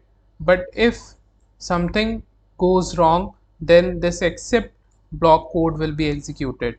And here I will display a message box dot show error. The title will be error and the message will be something went wrong. Please try again, like this. So we are seeing this error here, right? But if you run this code now you won't see this error. Instead of that you will see on the screen this error message that something went wrong, please try again. Okay, so let me show you how we can generate application specific password. So you have to open your Gmail and enter your email or phone number, and then enter your password here. Now you have to click here, go to accounts, and then you have to go to the security. Once you go to the security, you can see two-step verification, it is off, right? You need to turn it on. So once you click on it, go down, click on get started,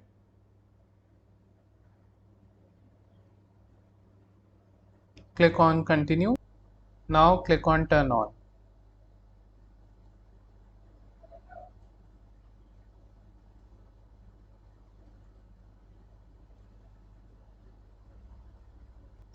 Now you have to click on this app passwords, select app, it can be mail, and then select device. I am using Windows computer, and then click on this generate button. So once you click on this generate button, you are seeing this code here. Okay, this you have to use in that particular application, okay, in order to log into Gmail. So just copy it and save it somewhere so you can use this in order to log in. Now if I run this code again, and this time I'll be using application specific password.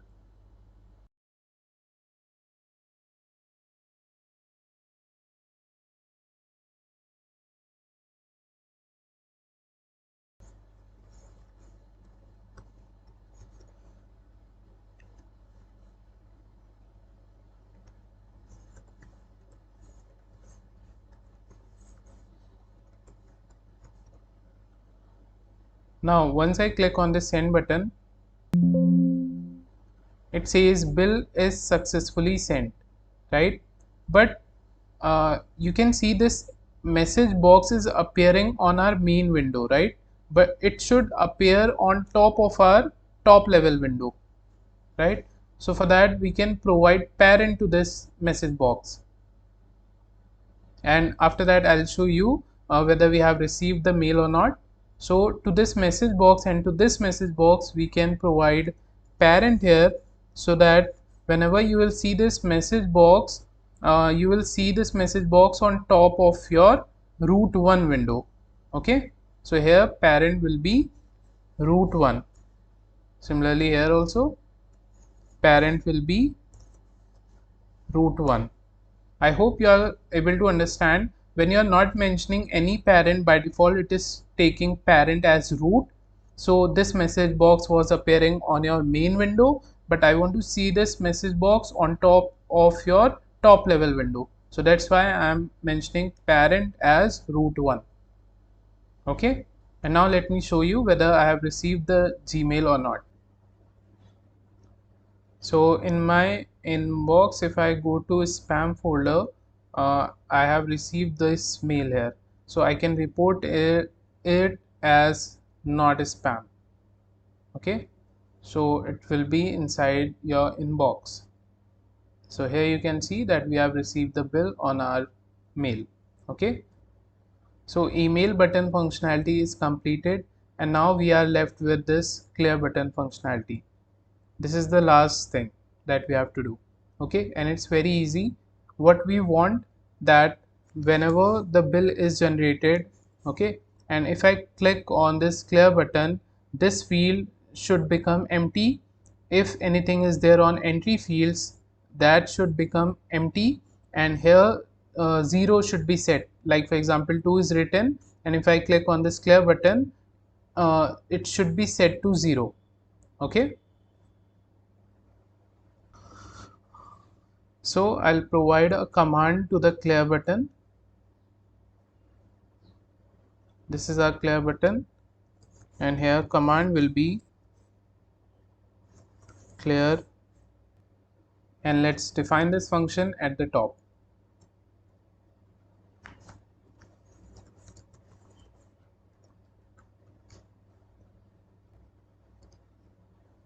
So as I said, whenever you will click on this clear button, if these are not set to 0, then these will be set to 0. Okay, all right. So if you scroll down,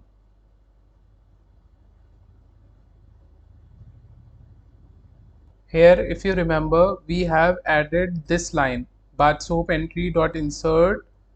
At the starting index we have inserted 0, right? So whenever we'll click on the clear button, we want to insert 0, right? If 0 is not there on this bath soap entry, right? So we can simply copy and we can paste inside this function, and just like bath soap entry, we'll do it for all other entry fields. So I have done it, you can also do it. So this is how you have to do for all the entry fields. Okay, I hope this is clear. After this, we also have to remove everything if anything is present on these entry fields.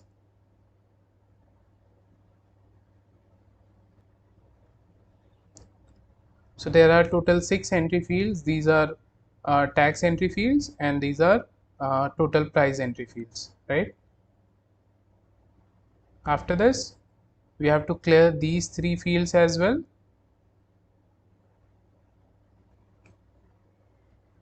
like this.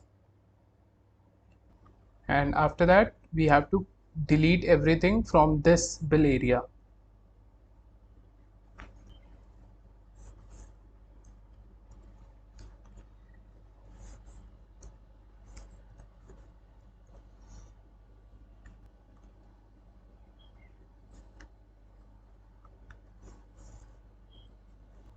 So I hope you understood it.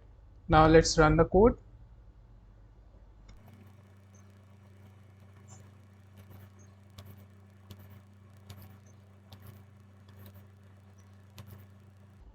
Total bill, I'll save this. So once I click on this clear button, you can see everything is cleared.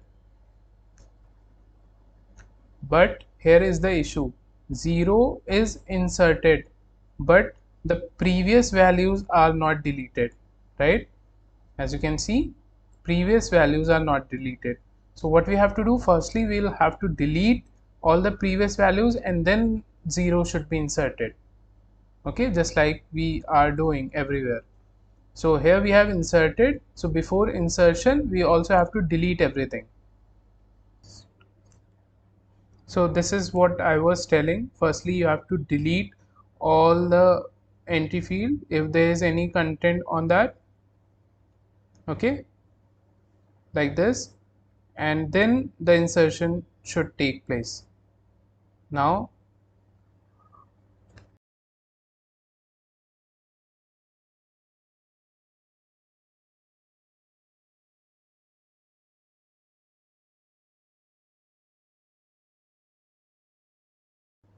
so now if I click on this clear button, you can see everything is cleared, right? And one last thing that I want to tell you is that once the bill is sent, right, to the email address, after that I want to close this email window. Okay, once the bill is successfully sent, after that I want to close this window. So once we are seeing this bill is successfully sent and you press OK, after that I want to simply destroy this window. So I'll write root1 dot destroy. Okay, so now you will see that once the bill is successfully sent and once you press OK, that top level window will be closed. Okay, apart from that, I also want to focus set on this top level window. Let me show you what I mean.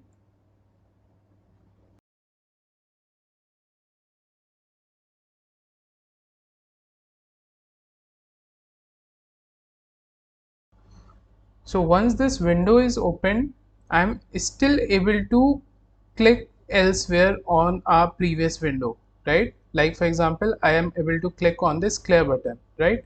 I don't want this thing to happen. Firstly, this window should be closed, then only these buttons should start working, right?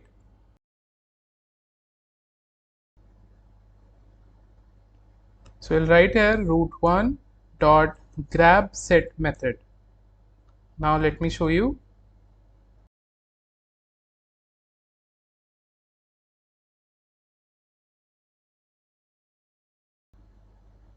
So once this window is opened, now you won't be able to click on any of these buttons. Okay, not even you will be able to close this window. Okay, firstly you will have to close this window, then only you will be able to close the main window.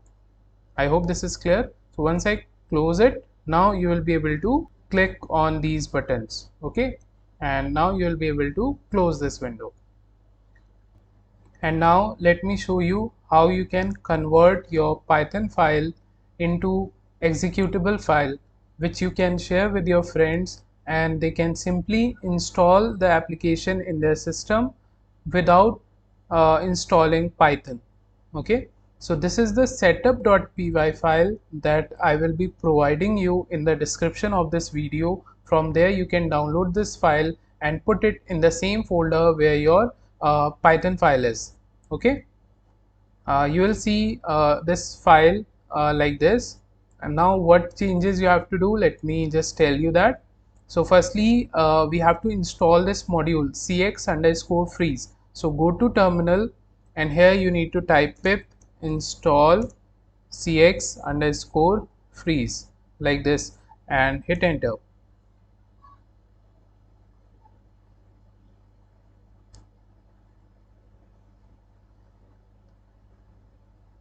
So once this is successfully installed, this error will be gone.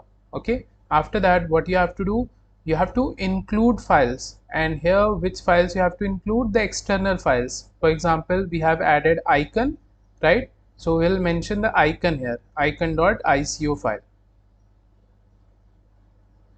Okay, this will be the same icon that you see on your desktop. Okay, like for example the icon of this NordVPN is this, right? In the same way you will see that icon for your application, and then all these details will be as it is. Then inside this shortcut table list, make sure you add the software name here, billing system. Then you have to mention the Python file name here. As you can see, it's main, so I have written main.exe. Whatever your Python file name is, just put the name here and then add .exe to it. Everything else will remain as it is. And then inside this setup tuple, you can mention the version whichever you like, then the description whatever you like, author name, name. Okay, all these it's up to you, whatever you wish. And then to this executable tuple, you have to mention the script name. Script name will be your Python file name. Here it's main.py, so I have written main.py here. And then the icon that you want to see on the screen as an icon of your application, I mean. So you have to mention that name here, icon.ico. Once you do that, you can go to terminal again, and here you have to type Python setup.py bdist underscore msi like this and hit enter.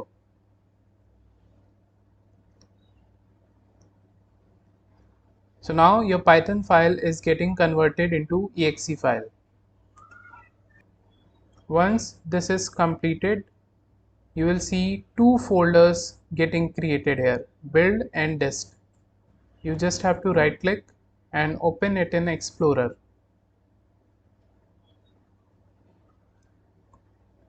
So this is the exe file which you can send to your friends. So let me show you how you can install it. Double click on it. Just you have to do next and click on this finish button. Now you can check icon is added on your desktop. You can simply double click on it and use the application. I hope you understood it. That's it for this project. If you have any doubts, let me know in the comment section. Also, once you complete this project, just write in the comments that I have successfully completed this project. Thank you for watching. See you in the next project.